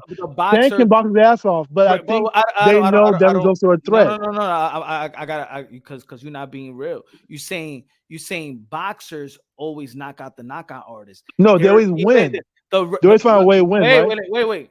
Most of the greatest boxers that you're trying to say in the history of the sport of boxing was knocking out people. Sugar Ray Leonard was a boxer. Puncher boxer. Julio Cesar Chavez was a boxer. Puncher boxer. Oscar De La Hoya was a boxer. Shane Mosley was a boxer. Like right. Hitman Hearn was a boxer. Right. Roberto Duran was a boxer. So don't say that. You trying to say guys that like Deontay Wilder type of guys that are like more like just one hitter quitters, right? So people are putting so much emphasis on like power. What I'm trying to say is that skills are always what's going to pay. But I'm not trying to say Tank skills are less than Devin or Devin's less than Tank. What I'm saying is that skills matter a lot, and Devin has a lot of skill. He got a lot of skill. We can't just sit here and say the brother doesn't have skill because Loma can box his ass off. We're arguing that we're talking about power, bro. You're saying that. Who's saying that Devin Haney got no skills? Nobody. No, that's what I'm saying. Y'all keep bringing up. Oh, nobody's scared of Devin because he had no power. That's not true. Nobody in the history of the sport in the sport of boxing, they're only the boogeymans and people are feared or people that was knocking people out. So why didn't anybody take wait? Is the hurt Shakur ain't got power. Devin Haney don't hurt nobody. He's stopping people, bro. What are you not? What do you see? Devin Haney's not hurting anybody, my brother. Devin Haney was hitting. Devin Haney was hitting this little man with body shots that couldn't even back him up. Who actually got hurt in that fight? The little old man was hurting him. Don't hurt nobody. So let me ask you something. Why do you? Let me say something. Hold on. Let me say this. And people be like, "Oh, Lomachenko." The haters of Lomachenko saying, "Oh, he was throwing the little pity pat flurries and stuff like that." Why? That shit was backing up Devin Haney and Devin Haney's body shot couldn't knock back Lomachenko. Nah. Them shots was hurting Devin Haney. All right. So my thing is this. Okay. Let me get this super chat. Tito in the building say, yo, you fear the puncher because even if you win, you take damage. Facts and may never be the same. Losing to a boxer like Floyd Haney, you live to fight again. Facts. Why you think when Gervonta Tank Davis, when they asked him about Pitbull Cruz, will you fight or you want a rematch? He said, hell no. Yeah, because he knows that. I get you. Wait. So wait. No. Do y'all remember what Ryan said? Do you guys remember what Ryan said? Who will be his toughest fight? Was it not Devin? Ryan had a chance to fight Devin because Ryan became the mandatory. My man, do you know the history between those two guys and Mauricio Suleiman? And Mauricio Suleiman? They had already agreed years ago that those two were not going to fight each other until they build up that fight. That fight is not built. The storyline. You could get some, baby. You could get some too, Brian Boo. Jimmy Paul, Tommy Holmes, all your niggas. Come on with it, baby. Yeah, buddy.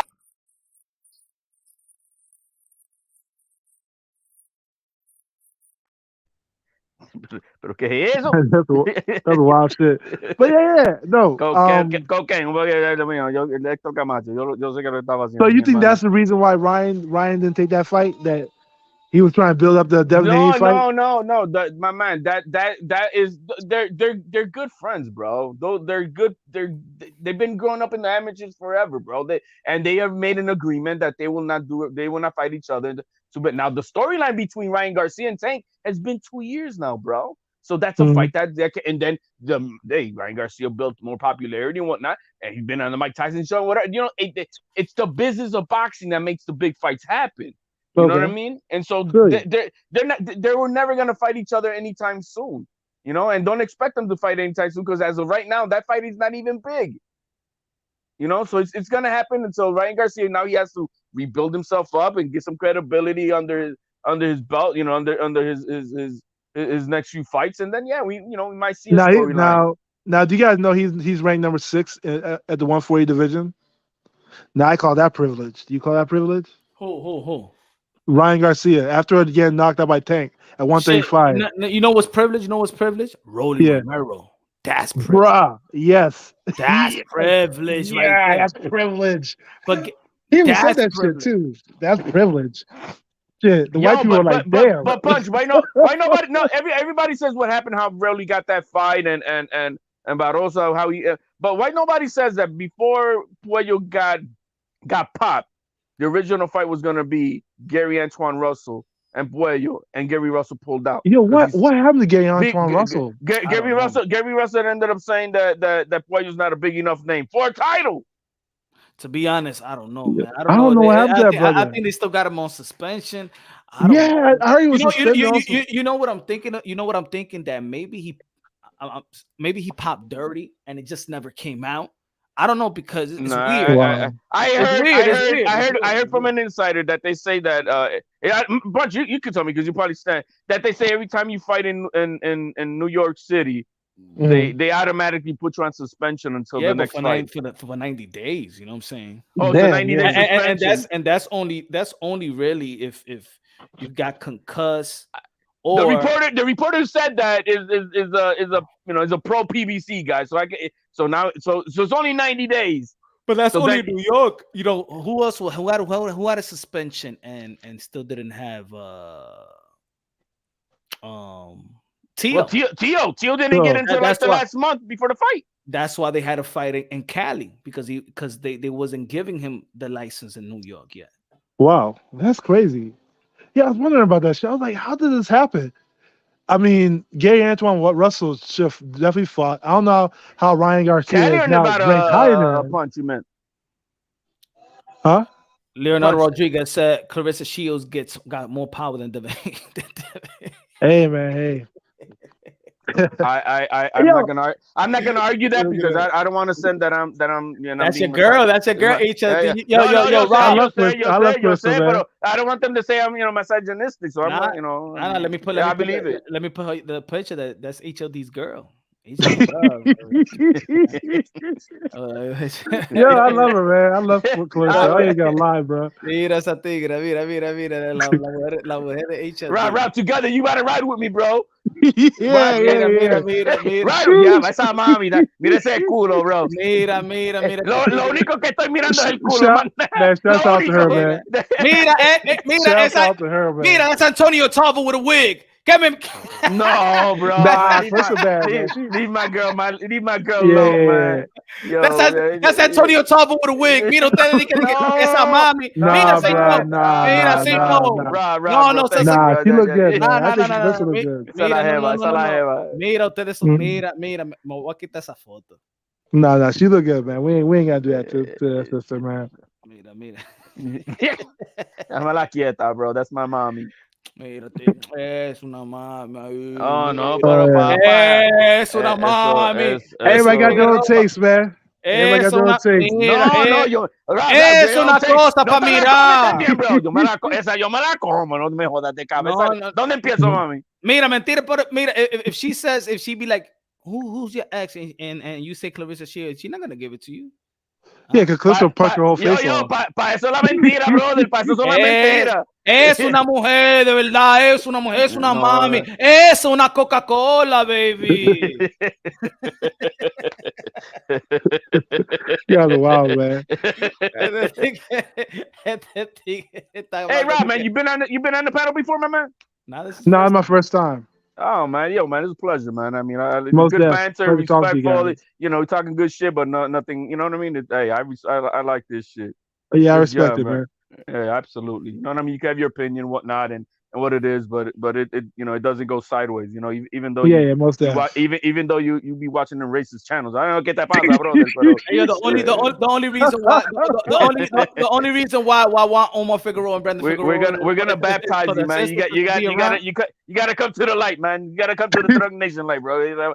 We're gonna save you, man. You're gonna make you believe in Jesus Christ, bro. Your Lord and Savior, okay? Te vamos a bautizar. ¿Dónde está la Génesis o la tequila que tiene para bautizarlo? Tito said Ugas has the Ugas said- baddest female in boxing. She is bad. She is bad. Está buena la Tito. But I don't think she's the baddest though. Who else has a bad chick? Por él le compró la teta también. I mean, I don't want Deontay Wilder. That's his wife, but you know, she's gorgeous though. Yeah. Pero Yeah, arregla para ahí, no de fake, man. Con el dinero se arregla todo, tú sabes. Nah, yeah. I think Deontay Wilder got a beautiful. Yeah. Shout out to Deontay Wilder. Shout out to Deontay Wilder. Shout out to Deontay Wilder. Shout out to his wife, man. She's the bad. She's the bad girl. Jamal Charlo también. Jamal Charlo, verdad. Jamal Charlo, beautiful wife too. Shout out to Jamal Nah, Charlo. man, You gotta give credit. Hey, all the boxers que tienen sus mujeres. Recho Donner es una mami también, coño. Eso sí. Recho Donner es una mami. Without due respect, Donito, no me vayas a joder la vida. Don't knock me up, bro. Without due respect, Donito, I'm just giving you props. Yeah, there's a few of them, man. Y Chiqui Pacquiao. ¿Te gusta Chiqui Pacquiao? ¿Ah? Yo no la he visto, brother. Yo no sé quién es tu. ¿Tú has visto Chiqui Pacquiao? No, papá, yo no la he visto. ¿Tú no quieres esa chinita? No, es que yo no la he visto. I like Chinese food, sí, pero que yo no he visto.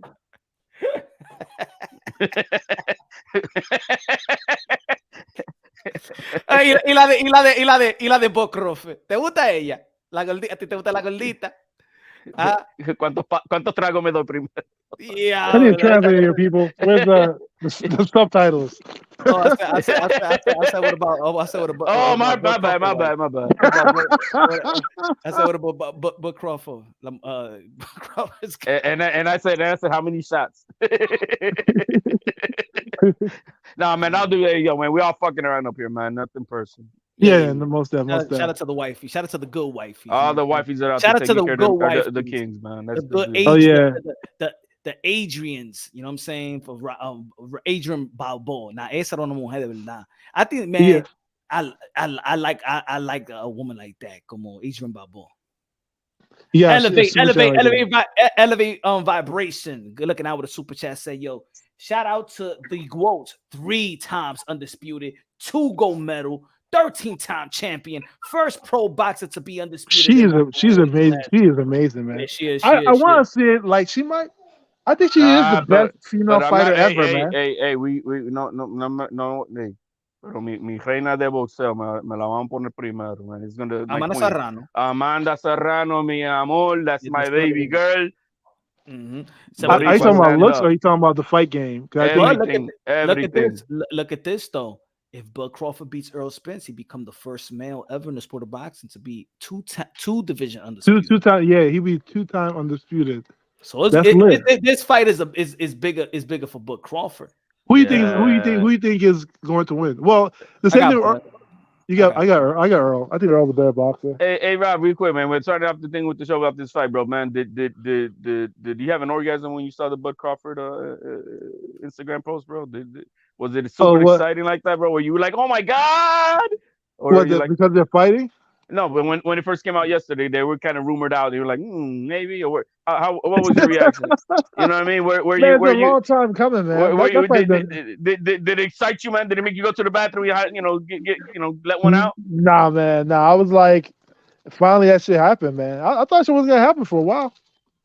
I got Bud Crawford to be, but it's gonna be a great fight. It's gonna be a great fight. I think it'll be a great fight. I think Earl's a better boxer, honestly speaking. I got big fish, bro. Yeah, I got man down promotions, man. You know what it is? I don't know if it did good for him to wait that long. Because think of it. Look at this. You was talking about Devin the Dream Haney, right? About weight draining. Look at Earl too. Earl too. You're right. And Bud's strong at 147. Remember that's something interesting right there. Yeah, but this is the money. This is the here's the word the business of boxing kicks in. Per the sauces, right? That there's a bilateral rematch clause. So regardless of what happens, they're gonna do a rematch, yeah. And they're both gonna get paid. So yeah, you know what I mean? And who knows? They might throw one fight, be like, look, you get one, I get one, and then we fight for real the third one. Because they say if the 1-1, they're gonna do a third one, right? Elevate vibration. Serrano is GOAT, but not the GOAT. Yeah, I don't know, but Crystal Shields is just the best, man. She's amazing. But yo, I'm about to time out on this one, man. Good looking Most out, def. Rob. Good looking Blessings, out. fellas. bro, It's great man. talking to y'all.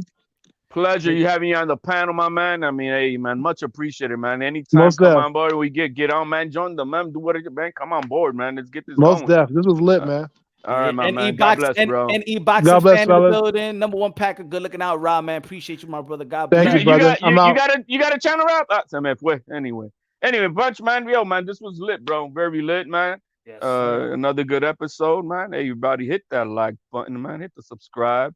Join the Drunk Nation, man. And Yes, sir. Afuera de eso, my man. Peace out, man, mano. Peace out, my brother. God bless. God bless each and every one of you on the chat, man. Good looking out for chopping it up with us.